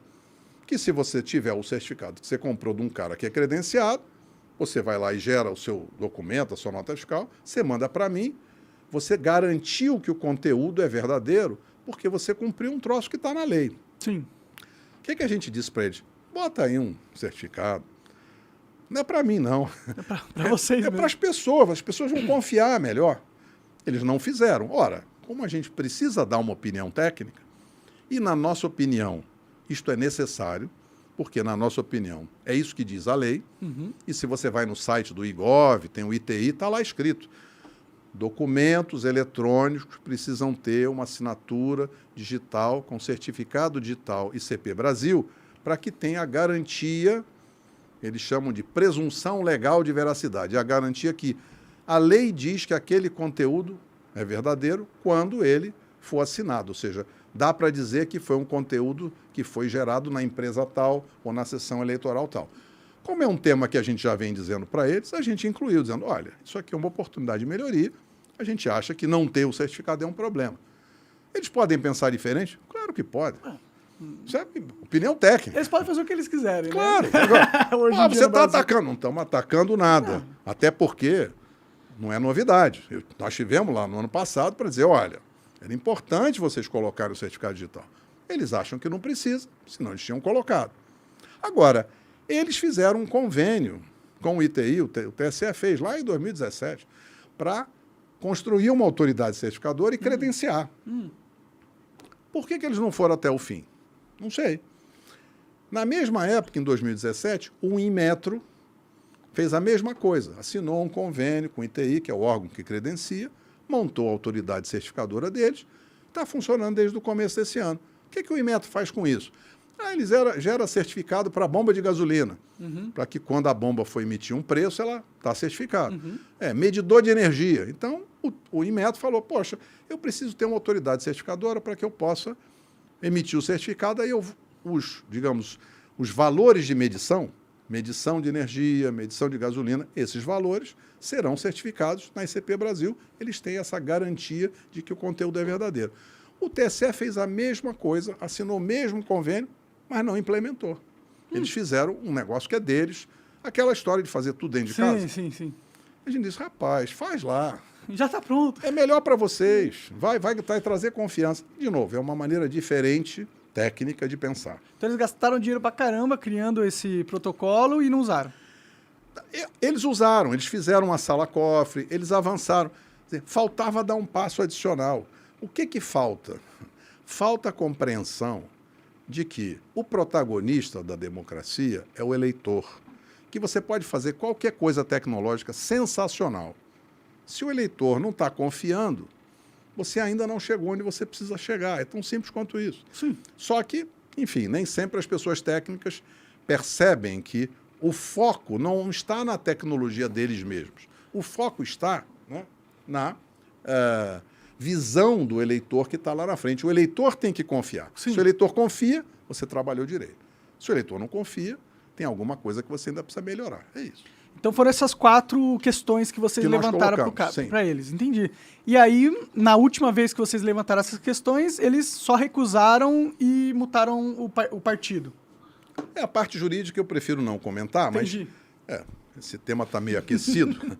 Eu prefiro ficar aqui na parte técnica. Mas na parte técnica, nós temos uma opinião, não é minha, nós temos uma equipe que é diretamente, que aparece o relatório, que são, nessa fase, são 3 engenheiros, mas nós temos umas 10 pessoas que nos ajudam, que são colegas especialistas. Um engenheiro advogado, engenheiro PhD em computação, engenheiro especialista em estatística. Nós temos vários colegas, porque a gente estudou junto, as pessoas se conhecem, um amigo do outro, todo mundo, que nem você teve interesse, Sim. As pessoas têm interesse. Eu estava vindo para cá, ligou um cara, quero juntar vocês aí, precisamos conversar, ou seja, as pessoas estão interessadas nesse assunto. Então a gente recebe muita ajuda. Então não é uma coisa individual, é uma coisa de um grupo de pessoas. Hoje tem uma comunidade... Acho que todo brasileiro Mas eu Tá digo preocupado pessoas que com isso. contribuíram diretamente para sair sim, um sim. relatório de qualidade. Então, estou muito à vontade, assim, não é opinião individual minha. A Claro, gente claro. está trabalhando com documentos públicos, documentos publicados pelo TSE. Não, para mim ficou muito claro. Informações que foi o TSE que divulgou, as instruções são aquelas que o TSE definiu que a gente devia seguir e a gente seguiu direitinho. Então, a gente só espera que esse assunto Tem uma a bola resolução, baixe, né? a bola baixe para a camada técnica, não fica essa disputa lá na esfera Política, política. Por quê? Porque esse é um assunto técnico, ele precisa ser tratado por pessoas técnicas. E como a gente concorda que seja natural que haja pensamentos diferentes do nosso, a gente já tem uma opinião. Eles têm todo o direito de pensar diferente, é natural. Traz um terceiro isento aqui. Pega esse terceiro aqui, desde que ele seja especialista no tema, forma lá um grupo, e esses caras vão opinar. Aí quando tiver 3 posições, a deles, a nossa, e um isento, aí quem tiver que tomar a decisão, que é o TSE, vai poder olhar para as 3 alternativas e, de maneira transparente, vai tomar a decisão. Sim, sim. A decisão final é naturalmente do TSE. Sim, o que é um problema, né? Mas muito interessante essas paradas aí, entendeu? Só que conversando com você, eu fico triste, cara. Por quê? Porque você meio que esclareceu pra mim aqui todo o processo de inconsistências que aconteceram na urna. Sim. Eles parecem, tipo, não tem como rebater você. Você falou, os caras determinaram que a coisa tinha que acontecer de um jeito. Sim. Você foi lá, olhou, aconteceu de um jeito diferente. Isso. Você pede pra eles não concordam com você que aconteceu. Tipo, eles ignoram o fato, né? Não, eles pensam diferente. Isso mas é normal. ignoram o fato, pô. Não pensa. Da onde que eles tiram, então? Como que eles nem se dão o trabalho de explicar por que tem um número Não, inválido eles em explicaram. todo? Não, bom, algumas coisas eles explicaram, a gente concordou, outras a gente não concordou. O que eles explicaram?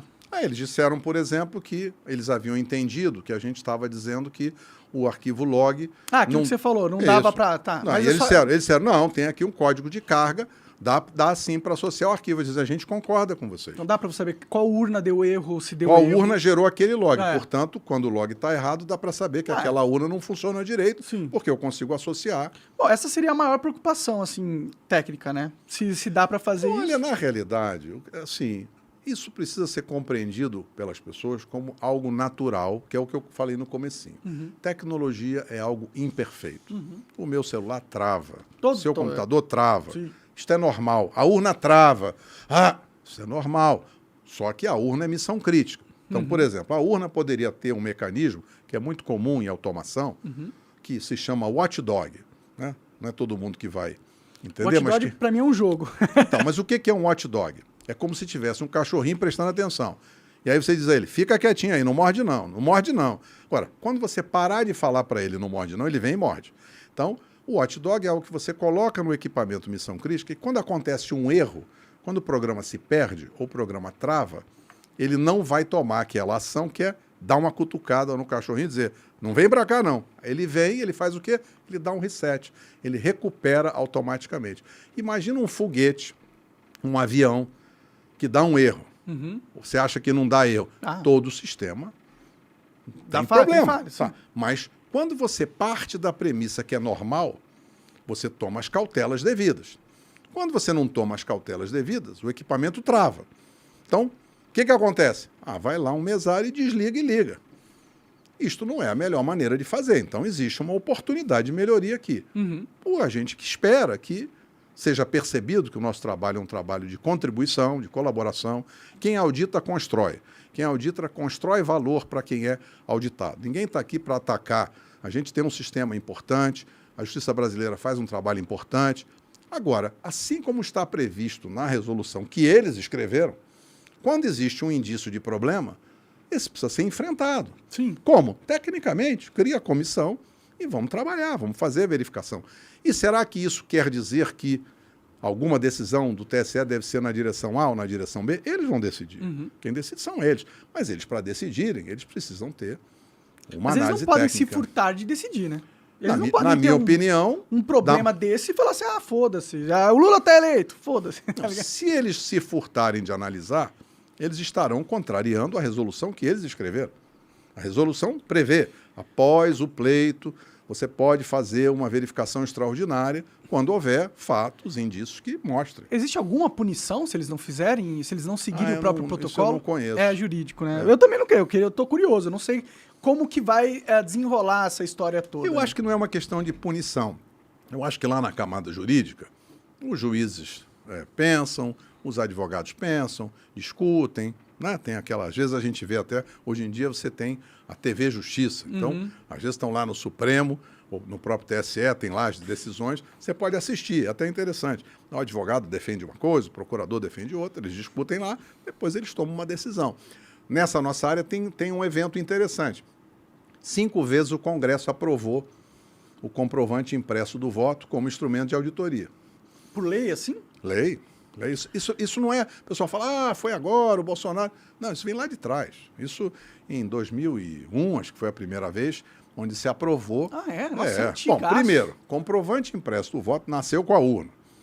Aquilo que eu te falei. Não devia nem ter saído, né? Em 95, quando foi definido como é que deveria funcionar, a especificação de requisitos original dizia a urna tem que imprimir um comprovante para cada voto. Inclusive, a gente tinha que ficar calculando o tamanho do rolo de papel, quantas linhas precisava para cada voto. Pode crer, para caber na máquina. Para caber na máquina. Sim. Então, a máquina, um espaço importante é o rolo de papel, porque se tiver 600 eleitores, e às vezes tem até mais, numa urna, depois eles foram dividindo, mas na época acho que era 600 ou 800, não me lembro mais, mas era uma quantidade grande.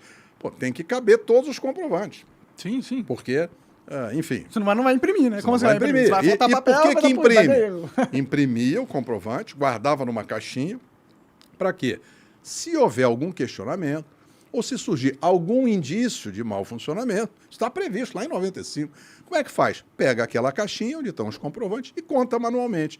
E aí analisa se aquela quantidade de resultado de votos está igual à do eletrônico. Está batendo. Para você fazer uma auditoria. Diga. Desculpa.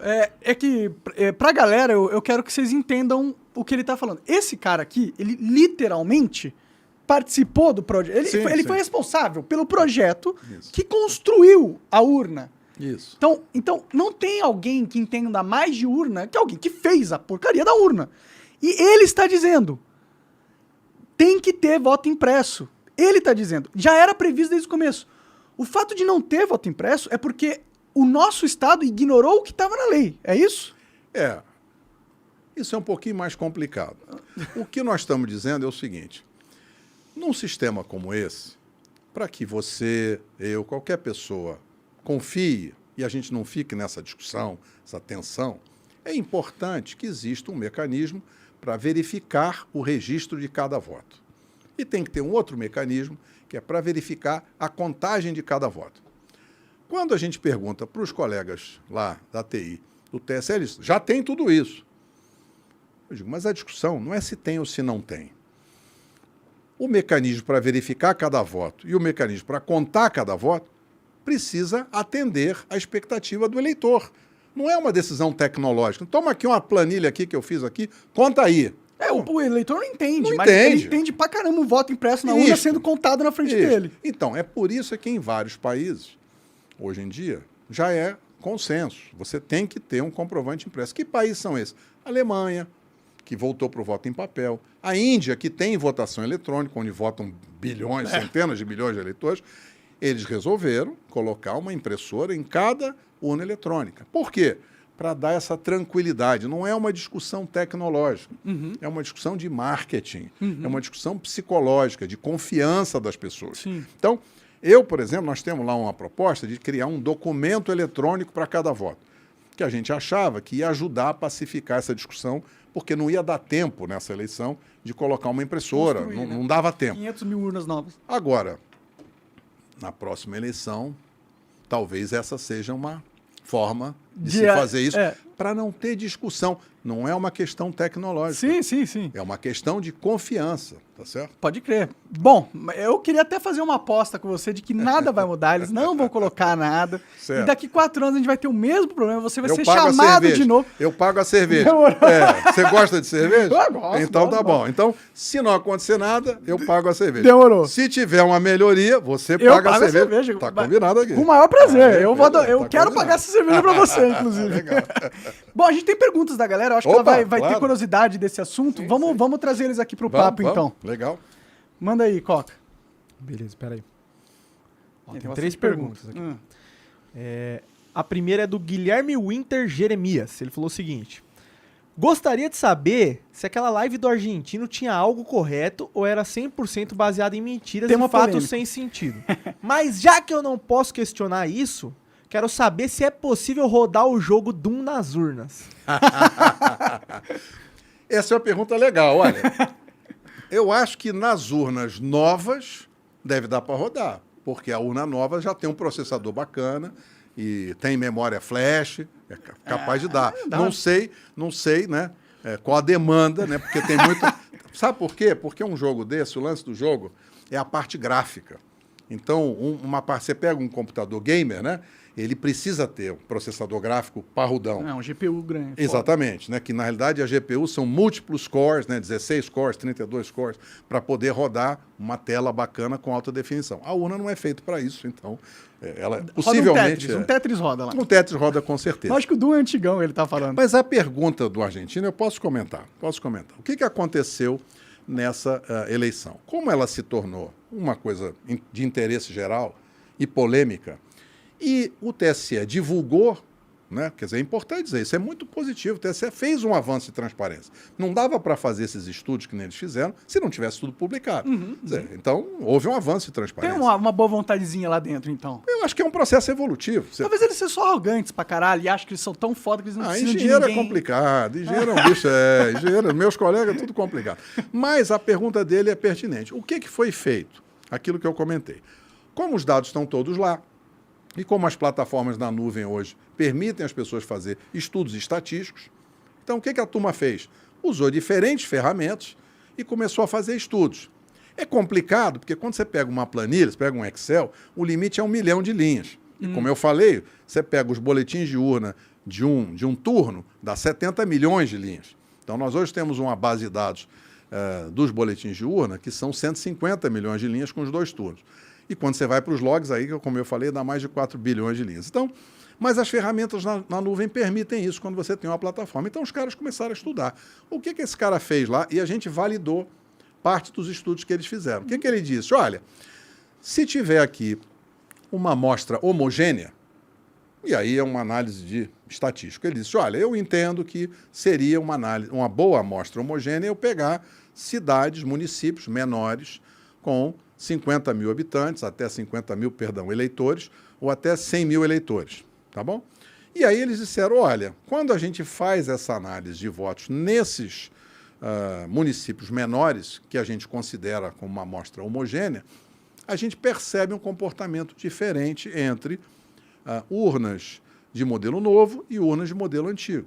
Então, essa é uma tese que eles levantaram e eles fizeram estudos estatísticos que mostram, de fato, essa diferença. Então não é fake news isso. Tem realmente uma diferença de comportamento entre as duas na hora urnas. que você faz uma análise, você tem um indício, Então, isso faz com que seja natural a dúvida.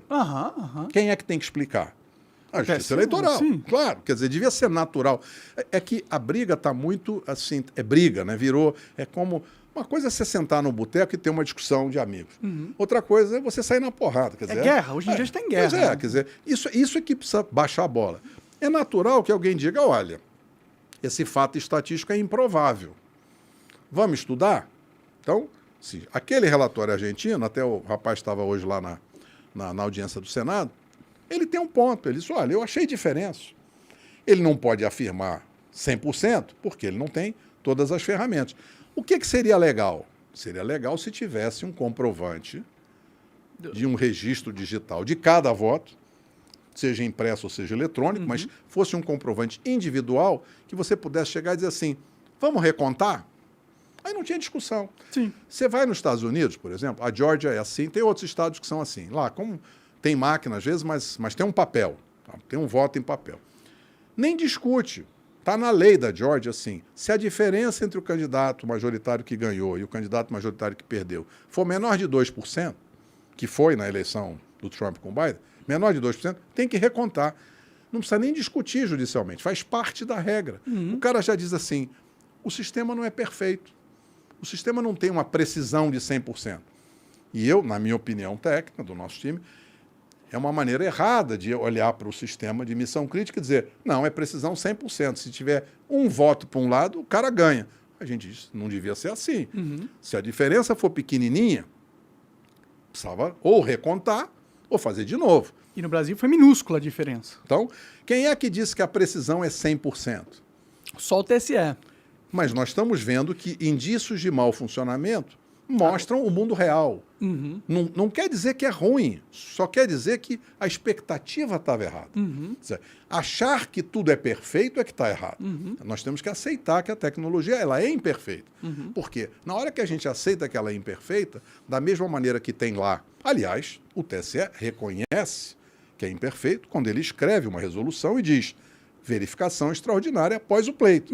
Por que isso está escrito lá? Porque ele sabe que é natural acontecer algum problema. Sim, é sim. natural haver um indício. Bom, mas esse indício é suficientemente grave para gerar uma mudança de decisão ou não? Esse é um indício natural e tem outros fatores. Isso precisa ser analisado. E é por isso que a própria resolução prevê isso. Pode crer. Esse... Consegui explicar? Espero que... Não, pra caralho, pra caralho. Essa audiência que você falou do Senado é interessante, né? É interessante, isso ter é. acontecido, né? Como que tava o clima lá? Cara, junto é uma galera, né? Das mais diversas origens. Tem as discussões políticas que são bastante intensas, porque o ambiente está tenso, né? As pessoas que defendem. E teve lá diferentes posições. Eu gostei muito da Bárbara, eu gosto da Bárbara, Sim, né? sim. Acho ela uma figura muito interessante, tá? Uma mulher inteligente. Do- Foi até do Te Atualizei Sim, lá. sim. Eu adoro a Bárbara, mineirinha. E ela até fez um depoimento Bem emocional. forte, eu vi. Porque ela está vivendo uma situação difícil, ela está sendo perseguida, Sim. censurada, desmonetizada.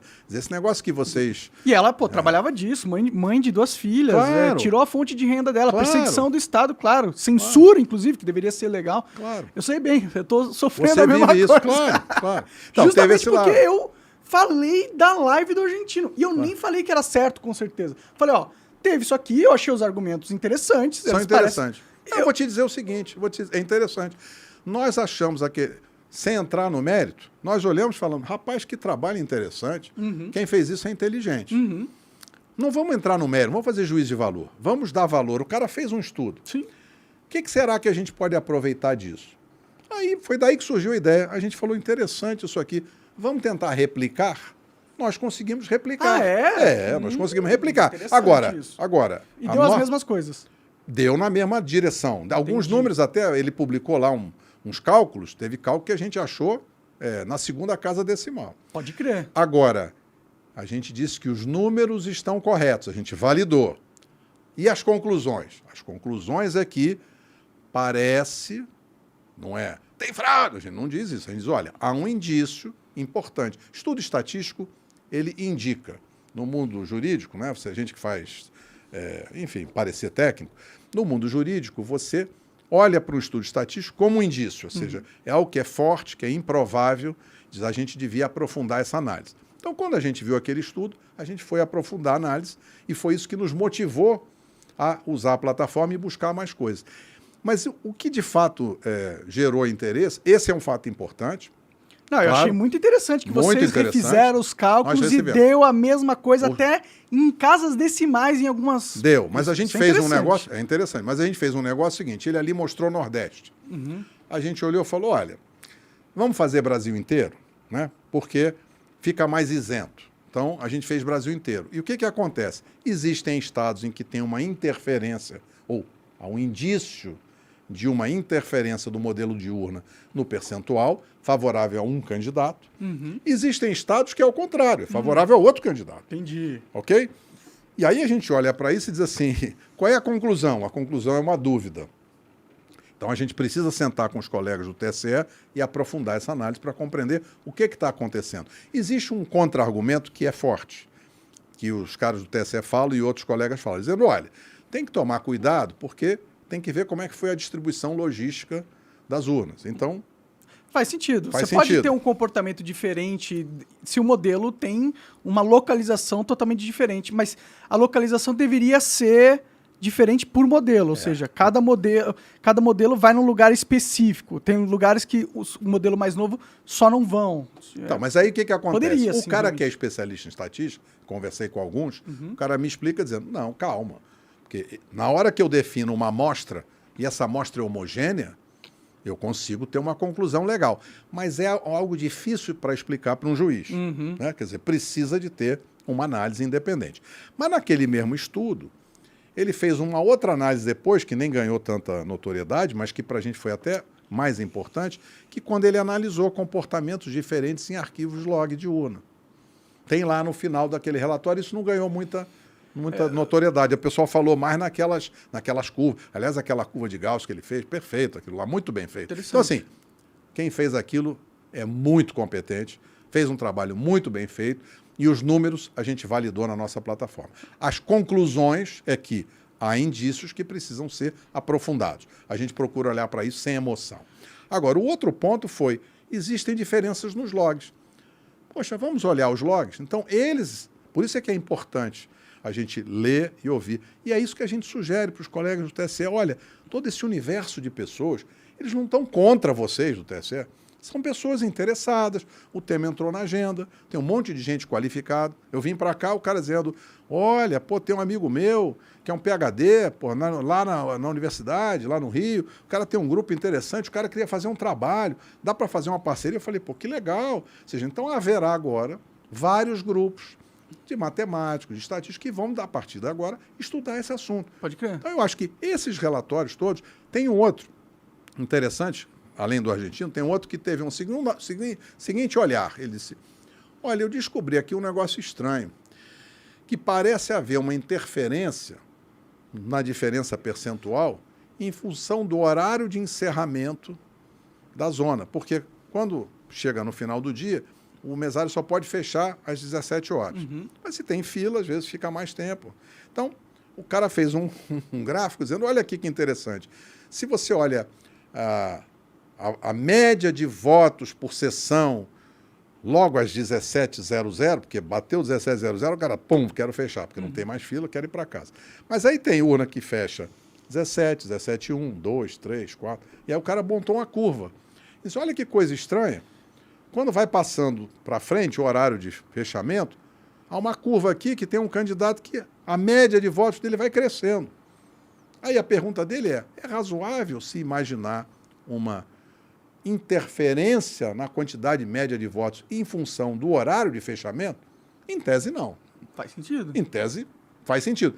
Como é que é isso para os dois candidatos? Não, tem um candidato que oscila mais ou menos na curva. E tem um outro candidato que tem uma curva que vai subindo assim. Pá. Isso é estranho, certo? Certo. Como é que a gente chama isso na técnica? Isso é um indício. Tem um problema? Não sei, Mas tem tanto indício, né, cara? Caramba, você tá me falando tantos indícios. O que eu estou te dizendo é o seguinte. É difícil. O que eu estou dizendo é o seguinte, foi aquilo que você falou antes. Se tivesse um comprovante de registro de cada voto que fosse contável, verificável, seja um voto impresso, ou seja, um voto eletrônico, que foi a proposta que a gente fez, o que estaria acontecendo? Já teria até acontecido. Olha, a diferença é muito pequena. Para não ter dúvida, para não criar confusão, conta de novo aí. Entendo um mecanismo simples, seria natural contar de novo. Contar de novo porque está errado? Não, contar de novo você ter certeza. para passar confiança para as pessoas. Dizer, por que lá nos Estados Unidos, em vários estados, tem essa regra? Quando a diferença é pequenininha, não precisa nem pedir, é automático. E como lá o órgão eleitoral é uma área administrativa, não tem essa... Não é o tribunal. Não, né? Lá uma área operacional. Uma equipe técnica, né? Claro. Então, não precisa nem ir para a justiça, porque lá não tem justiça eleitoral. Se você vai para a justiça, não precisa discutir. Já faz parte da regra. E em outros países, como é o caso da Índia, como é o caso da Alemanha, na Índia eu acho que é um exemplo mais parecido com o Brasil, porque eles têm uma máquina eletrônica de votar, eles foram para um mundo só eletrônico, e depois houve essa dúvida, pessoas questionando, eles chegaram e disseram, sabe de uma coisa, vamos botar uma impressora aí. Não custa nada, né? Quanto que custa um rolo de papel, né? Vai deixar as pessoas mais confiantes. Sim. E aí essas dúvidas deixam de acontecer. Então eu tenho a impressão que existe oportunidade aí de aperfeiçoamento legal. Pode crer, pode crer. Processo aí. Vamos para a próxima pergunta aí. Beleza. Essa daqui é do Thiago Venturim Belisário. Ele falou o seguinte: Monark, existe um projeto de impressora 3D chamado FGC9. É uma arma 9mm que qualquer pessoa com impressora 3D de entrada consegue fazer em casa. Caralho. O lema do projeto é Live Free or Die, né? Que seria viva livre ou morra. Aham. O mesmo está sendo difundido em países onde o governo é totalitarista. Qual a sua opinião sobre? Acha que pessoas podem ter acesso tão fácil assim a armas? Bom, eu sou favorável às pessoas terem acesso à arma, entendeu? Eu só acho que, tipo, ter um acesso à arma numa impressora 3D pode dificultar muito você averiguar quando a arma é usada num crime, né? Porque ela não vai ter o número serial que todas as armas têm. Vai da munição, talvez? Porque toda vez que você atira com uma arma registrada, tem um ferrinho dentro do cano da arma que marca a bala. E aí você, olhando a bala, você sabe de que arma ela veio. Então, isso é algo que garante uma segurança para que armas não sejam usadas em crimes e fique impune quem as usou, né? Mas a gente está vivendo num mundo de cada vez mais controle social que eu prefiro correr o risco de ter pessoas usando essas armas para o crime e ter a garantia de que todo cidadão de bem consegue ter uma arma em casa do que só proibir. Até porque não tem como proibir. Você vai o quê? Vai proibir o projeto digital? Não tem como proibir. Essa é uma discussão interessante, porque, no fundo, essa pergunta do Thiago, né, que ele perguntou, isso Belisário. Interessante, Thiago, a sua pergunta, porque, no fundo, ela provoca uma reflexão. A reflexão acho que é mais ampla. Ele foi lá no foco da arma 3D, né? Quando a gente trabalhou em 2017 na urna com comprovante impresso do voto, a impressora foi feita numa impressora 3D. A parte de gabinete, o case, também foi feito em impressora 3D. Então, de fato, com a impressora 3D, hoje você faz uma opção de coisa. Outra coisa que está sendo muito interessante e muito legal, que, digamos, seria um contraponto à arma, são essas próteses. Sim. Nós viajamos anos atrás, fomos para uma estação de esqui com um grupo, aí um rapaz que estava com a gente, que era namorado da minha filha, levou um tombo e quebrou o ombro. Precisou fazer uma cirurgia de ombro, né? Aqui, complicado. É complicado, né? Complicado. Mas ele não precisou, o dele foi só parafusar, botou um monte de parafuso, ele ficou bom. Mas conversando com o ortopedista, o cirurgião, ele mostrou para mim, falou, olha que interessante, tá vendo esse outro ombro aqui? É mais complicado do que do seu menino aí. Falei, por quê? Porque esse aqui não dá para parafusar, porque o ombro do cara quebrou em pedacinhos. Então ele tirou as imagens 3D, mandou para uma fábrica, o cara mandou uma prótese de ombro, da junta do ombro. Caralho, é legal. Que da hora. Então, assim, eu acho que essa pergunta dele é legal para a gente pensar o seguinte, como que a tecnologia pode trazer transformações na nossa vida? Claro que tem transformações que podem ajudar, outras são mais complicadas, porque aquilo que você falou, se não tiver controle da arma, quando o cara estiver cometendo um crime, como é que você vai investigar? Né? Então, que tem muito criminoso que só raspa o número serial dentro do cano também e foda-se, né? Mas aí você vai ter outras tecnologias. Você tem reconhecimento facial, você capta o cara. Hoje em dia, aí tem uma discussão, privacidade das pessoas ou proteção, né? Como é que você faz? Mas hoje em dia, você vai no aeroporto, você vai num shopping, você sabe quem é o cara. E dá pra você fazer com que cada impressora tenha uma forma de imprimir que ela deixe uma digital também na arma ali, da impressora, aí você vai, quem comprou a impressora. Tem várias formas. Assim. O debate da tecnologia é um debate rico, tem muita coisa aí. A única coisa que me dá vontade de viver é a tecnologia, cara. Eu adoro ver as novas inovações e como o mundo vai evoluindo e tal. Porque se fosse depender da política, não ia dar muita vontade de viver, não. Não, você quer ver? Eu tenho amigos que trabalham na análise de genoma, e aí o cara faz análise de tumor. Aí o cara pega um tumor, um câncer, o cara sequencia e diz, olha, o remédio específico para pegar esse tumor aqui. Já estava conversando com um rapaz, amigo de um amigo meu, ele está fazendo pesquisa e hoje já tem produto de nanotecnologia. Ele começou com um estudo de marcação de tumor.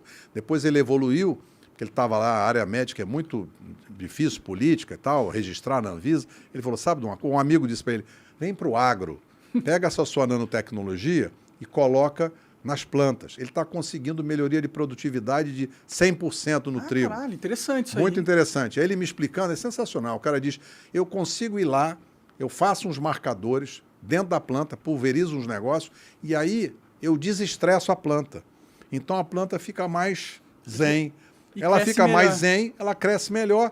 Aí ele mostra uns alfaces, uns negócios gigantes. É sensacional. E ele está cacau. E aí ele agora vai fazer nanopesticida.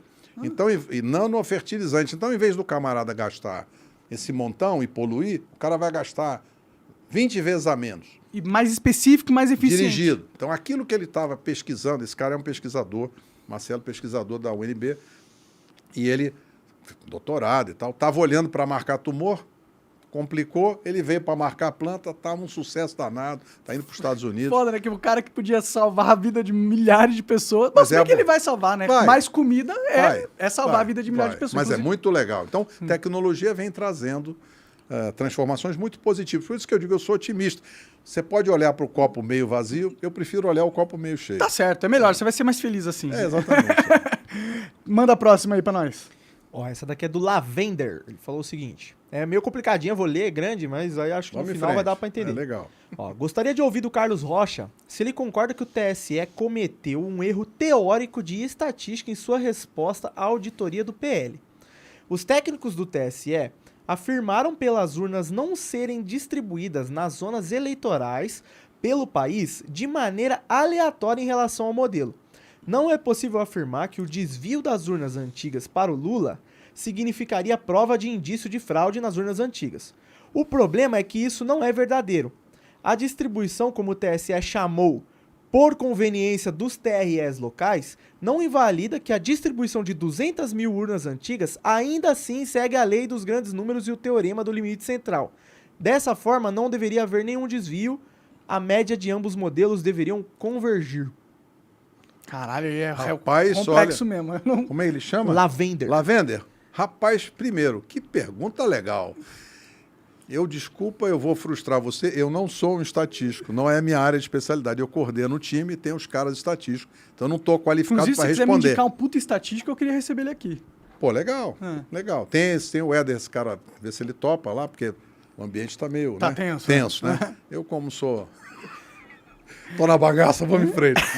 Mas a pergunta é importante. Eu acho que ele provoca uma reflexão bem legal, que é o seguinte. A vida dos colegas técnicos do TSE vai ficar mais complicada. Por quê? Porque não dá para você ser bom em tudo. Uhum. Então, a minha sugestão para os colegas do TSE é o seguinte, em vez de resistir, em vez de ficar tentando explicar que o mundo inteiro está errado e só eles estão certos, talvez esteja chegando a hora deles fazerem uma reflexão e dizer, tem que ser como no judô. Eu me lembro, eu fui fazer judô porque eu apanhava, eu era pequenininho. Sofria bullying. Aí meu pai falou, não, vamos fazer judô, você tem que aprender a se defender. Aí no judô, a primeira coisa que o cara explica, falou, eu vou te ensinar a usar a força do adversário, né? Contra ele mesmo. Exatamente. Então, é uma coisa interessante. Eu acho que os colegas do TSE precisam fazer essa reflexão. No momento em que existe, né, Milhares de pessoas interessadas. apontando inconsistência. Olha que pergunta inteligente que o Lavender fez, que coisa interessante. Quer dizer, o cara... Orgulho de vocês que estão me assistindo aí, só pessoa inteligente. Muito legal, muito legal. Mas você tem gente qualificada. E aí, o que você tem que fazer com isso? Você tem que abraçar, tem que aproveitar. Imagina se, a partir de agora, o TSE não só tem lá os logs e os BUs e tal, mas ele já tem isso plugado numa plataforma de inteligência artificial. E diz, moçada, venham estudar os resultados. E ele está dizendo, não, mas tem uma distribuição que é da conveniência do TRE. É verdade, é verdade. É uma coisa logística. O camarada vai numa cidade pequena, ele não vai ficar botando um monte de urna diferente. Uhum. Ele põe todas no mesmo modelo, que é mais fácil dele trocar uma pela outra quando dá problema. Mas o que isso mostra é o seguinte, as pessoas mudaram de patamar.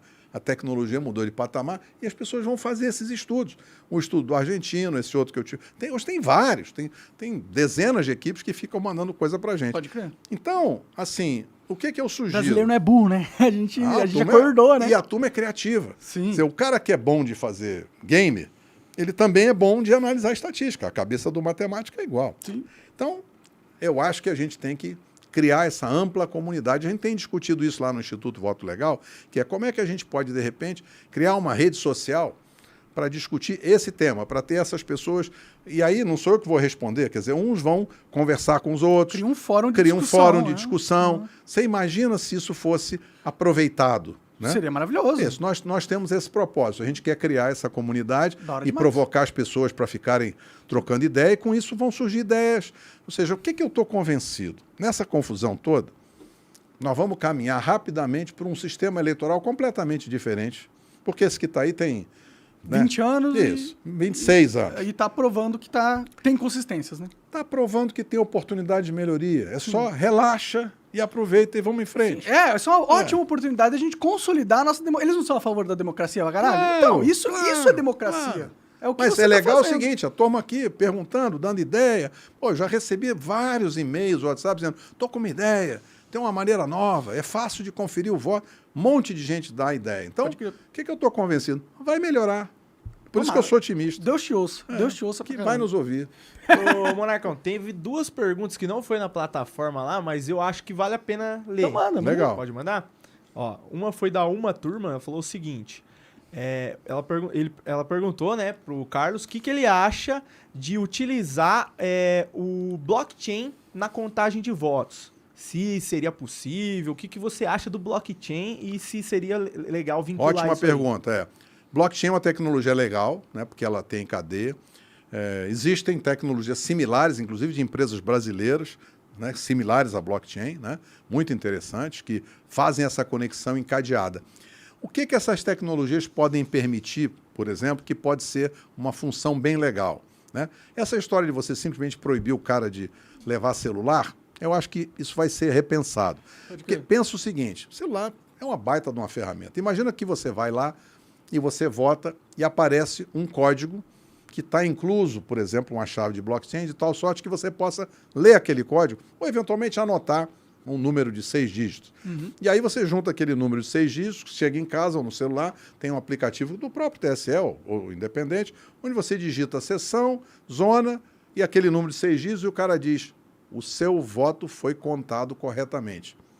Você não pode expor o voto por causa do sigilo, mas você pode dar uma informação importante do cara poder verificar de uma maneira técnica, usando, por exemplo, tecnologias como blockchain, para confirmar que aquele voto que você deu foi registrado corretamente e depois ele foi contado. Porque eu acho que esses 2 instrumentos é que a gente precisa construir com mais transparência. É verificar o registro de cada voto, mas é cada eleitor. Isso que a gente está podendo fazer agora, que é um técnico, vai no site, baixa um log, baixa um BU, estuda, uma coisa de técnico. Sim. Imagina que a próxima geração vai ser um eleitor, vai no site e confirma que o voto dele foi registrado corretamente, sem violar o sigilo dele, né? Então, foi registrado e que foi contado.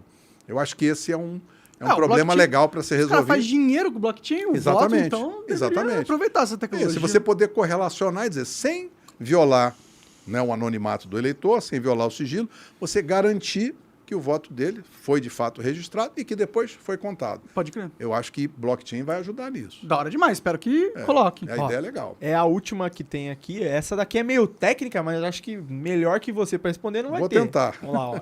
Esse indivíduo mandou aqui o seguinte. Sim. Se a memória RAM da urna se danificar no transporte, por exemplo, Sim. e estiver havendo bit flip em alguma etapa da contagem ou embaralhamento dos dados, o sistema detectaria? Essa é uma pergunta ótima. Quer dizer, esse é um problema que existe, que é o problema exatamente de falha da memória lá no semicondutor. Né? E a pergunta dele é importante. Uma melhoria que a gente sugeriu, não faz parte desse trabalho aqui, é uma coisa que a gente publicou artigo lá atrás, que é o seguinte, existe uma tecnologia que é uma memória que você escreve uma vez e ela grava permanentemente e ela não pode ser mais alterada.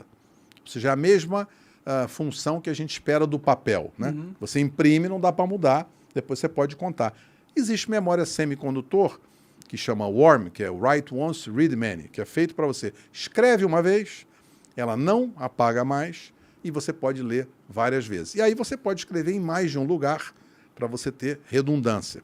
Então, eu acho que e a memória foi ficando muito barata hoje, o semicondutor, né, o celular, uma coisa que ficou muito barata. Então, eu acredito que pode ser um avanço interessante usar na urna eletrônica esse tipo de memória, que ela é permanente. Pode crer. Ou seja, na hora que você escreveu o voto, não consegue apagar mais. Aí nem se danificar... Aí esse problema que ele levantou que numa memória que é mutável, esse problema pode acontecer.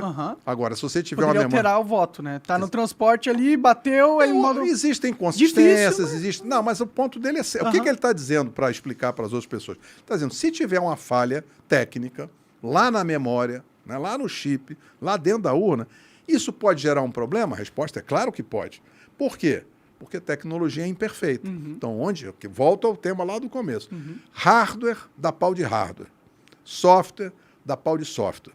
Pessoas cometem erros humanos e isto é normal, graças a Deus. Então, o que o projeto precisa fazer na sua evolução é considerar as imperfeições naturais da tecnologia. E minimizar as vulnerabilidades. Eu já até vi um vídeo que, mó tempão atrás, 1900 não sei quantos, os caras fizeram uma urna eletrônica, mas aí eles aí eles viram que tinha uma inconsistência, aí eles foram tentar descobrir o que é, aí parece que teve alguma coisa que passou uma radiação e a radiação alterou o transistor ali que acabou dando um número de votos diferente do que tinha sido. Mas isso é concreto. Tem um colega, que é o Lucas, que trabalhou na fiscalização pelo PTB, que é um baita de um profissional qualificado, e ele provocou os técnicos do TSE, os caras até não gostaram, mas ele levantou um ponto interessante. Ele disse, a urna é certificada contra interferência eletromagnética de fora para dentro? Vou te dar um exemplo. Lá em casa a gente tem uma televisãozinha na cozinha. E eu acordo cedo, gosto de ver o jornal, boto lá no YouTube, boto lá Jovem Pan no YouTube e vou fazer meus ovos, que eu gosto de comer ovo de manhã. Então eu estou ali. Aí o que acontece? Bota a frigideira no fogão. E o fogão tem aquele centelhador. Você abre o gás... dá faísca. Você não põe fósforo, ele gera faísca. Quando você aperta o centelhador, a televisão é interferido. De repente, ele para de tocar o YouTube. Ou se você estiver na TV aberta, ele interfere, dá lá um ruído, aí desligou o centelhador, ele volta para o lugar. Ou seja, há interferências eletromagnéticas de fora para dentro, de um centelhador, por exemplo, daqueles isqueiros, porque tem esse centelhador no fogão, mas tem aquele manual que você usa para ligar fogão. Se o cara fizer um negócio desse, ele pode travar a urna? Então, para não travar, você tem que proteger o projeto. Pode crer. Para ter certeza que funciona, você tem que certificar num laboratório credenciado pelo Inmetro, um IPT, um laboratório. Né? E isso é uma coisa que a gente sugere para eles fazerem. Existe uma outra coisa nessa linha da pergunta dele, que é o seguinte, né? Até já ouvi de um colega essa discussão. A urna hoje é muito complexa. E os técnicos, de repente, acham bacana. Pô, eu tenho um Linux, eu tenho 20 milhões de códigos. Hoje existe uma tese diferente dessa que diz, se é muito complexo, a probabilidade de dar problema é muito maior. Então, precisa haver uma volta às origens, uma reflexão e dizendo o seguinte, nós temos que repensar esse modelo. Por quê? Coletar um voto é algo muito simples. Não é rocket science. Não é rocket science. Então, o que a gente precisaria pensar? Quem sabe existe uma outra maneira de distribuir a forma de votar no local de votação. Eu, por exemplo, já andei estou provocando os colegas, que como é que é no aeroporto? Primeiro você passa na segurança. Aí a mocinha tem lá o leitor, lê o seu cartão de embarque, por exemplo, né? Não, tudo bem, você tem um cartão de embarque, você pode passar para a área segura. Então imagina que no local de votação fosse a mesma coisa. Você chegasse lá no local, tivesse um controle físico, aquela lá área é a área de voto, essa aqui é a área externa. Então você tem que passar por um controle. Que controle é esse? Vou pegar meu e-título e vou aqui me autenticar, vou fazer um reconhecimento facial no celular, interage lá com aquele computador ali, vai ter umas mesinhas, uma fila única, você chega lá, faz a sua identificação, beleza, você já está identificado. Passa para a área segura. Quando você chega lá no raio-x, você não vai identificar de novo. Você chega no raio-x, aqui em Congonhas, tem 20 máquinas de raio-x. Você só tem uma fila. Aquela fila, né, com aquela minhoquinha. Sim. Pô, você vai em qual? Você vai na máquina que estiver mais vazia. Sim. Se teve um cara ali que se atrapalhou com a mala, está tirando o notebook, começa a formar uma filinha, pô, você vai na outra que está vazia. Devia ser assim. Esse negócio de você ter uma sessão, e em cada sessão você tem uma fila, uma identificação e uma votação, o que acontece? Se naquela sessão, por alguma razão, tem mais atrasos, porque pessoas não conseguiram ler a biometria, porque pessoas talvez mais idosas demoraram mais, Teoria das filas, você vai acumulando atraso, acumulando, a fila vai esticando, de repente ficou gente votando às 10 horas da noite. Pode crer. Não é razoável. Sim. O que, é que você faz? Você tem que ter uma fila única. Porque aí, se der problema na fila, os que vão indo, os caras não são obrigados a ficar na fila Você que não deu tem problema. um mesário só. Você vai ter, sei lá, você entra na sua sessão, só tem uma urna, você só pode identificar. Se você tiver 5 mesinhas, uma fila única, e travou aqui, vai na outra, vai na outra, vai na outra. O que acontece? A fila vai mais rápido, não vai ter esse negócio de fila até mais tarde, e aí acontece uma outra coisa que é muito legal, que é, na hora que você identificou, você passa para área segura. Em que urna você vai votar? Não é só uma da sua sessão, tem lá meia dúzia. Aí o que acontece? Você pode botar uma impressora contínua em cada uma, você não precisa cortar voto. Bota lá uma impressora contínua, papel contínuo, que isso é uma tecnologia que tem disponível. E aí, a aleatoriedade para garantir seu anonimato, seu sigilo, você escolhe em qual urna você quer votar. Um cara vai nessa, outro vai nessa. Ou seja, não dá para saber quem votou em qual, porque a identificação ficou lá atrás. É mais segurança para o anonimato do voto. E você coloca uma impressora mais barata, você não precisa cortar voto. Então, essa é uma provocação que a gente está aproveitando aqui, Claro. mas eu acho que essa discussão ela é uma discussão que vai acontecer. E o outro ponto, que é o ponto dessas discussões estatísticas, os diversos estudos, mostra o seguinte, esse negócio já aconteceu. A eleição daqui para frente vai ter inteligência de dados, vai ter plataformas de BI, Sim. todo mundo vai olhar isso, e aí as coisas não só elas vão acontecer, mas elas precisam estar comprovadas estatisticamente. Pode crer. O que é um negócio legal. Sim. Então isso vai trazer muito mais robustez, mais confiança. Transparência e tal. É. Não, da hora demais. Eu acho bem interessante tudo que você falou aí. Eu tô meio que sentando e aprendendo aqui sobre essas Mas você vê que dá para pensar um lado bom. Não, tem um lado soluções bom. tem, Quem sabe essas pessoas lá pensam e dizem, Esse é o problema. O problema é a parte humana da coisa. é uma oportunidade. Eu acho que há uma oportunidade de avanço, de reflexão. Eu penso o lado positivo, que Deus nos guia aí na direção certa. Amém. Carlos, muito obrigado, cara. Obrigado foi Bruno. excelente. Para mim foi uma que aula bom. incrível. Que você quer deixar algum Instagram, link, o link do Instituto pra galera aí? A gente hoje ainda não tem um site. A gente quer até... acho que vai ser legal com toda essa coisa. A gente tem um site que é voto.legal. Pode crer. Então esse é fácil de achar, tem lá um texto. Ali a gente pretende ter uma plataforma, comunidade, então. uma plataforma. Estou estudando algumas lá, baixando a poeira. Uhum. A gente quer ver se segue nessa direção. Tem um canal no YouTube, né? Tem lá vários vídeos. Por exemplo, esse a gente fará referência ao seu podcast. Tem Qual lá. que é o nome do canal? É Voto Legal. Voto Legal também. youtube.com/Voto Legal. Da hora. No LinkedIn tem Carlos Rocha. No LinkedIn, também se procurar LinkedIn/Carlos Rocha, vai me achar lá. Aí mas tem artigos e tem outras coisas, enfim. Então a gente procura divulgar. No Instagram é Rocha Samurai. Samurai. Rocha Samurai. Da hora. Porque é o seu sobrenome, Samurai, ou você... Não, é a você empresa. Eu gosto de Samurai. Eu lá atrás, aliás, recomendo, nessas épocas de reflexão, de pensamento, os guerreiros, né? Tem um par de livros, é muito interessante, chama Miyamoto Musashi. Já É falei. a história do samurai mais famoso do Japão. Uhum. E é muito bonita a história, e é uma reflexão interessante, porque o cara começa como guerreiro, Tem até anime disso aí. depois ele vira um filósofo. Então ele vai para a camada do conhecimento. É muito bonito, eu já li umas 3 vezes.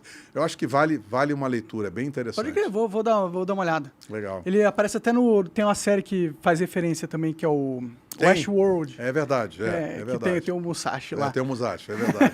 Já Da hora vi. demais. Fica a dica aí pra galera. Carlos, obrigado demais, foi Cara, excelente. Obrigado eu. Show de bola. É nóis. É nóis, tamo junto Espero que aí. eu te pague aquela cerveja no futuro. Então.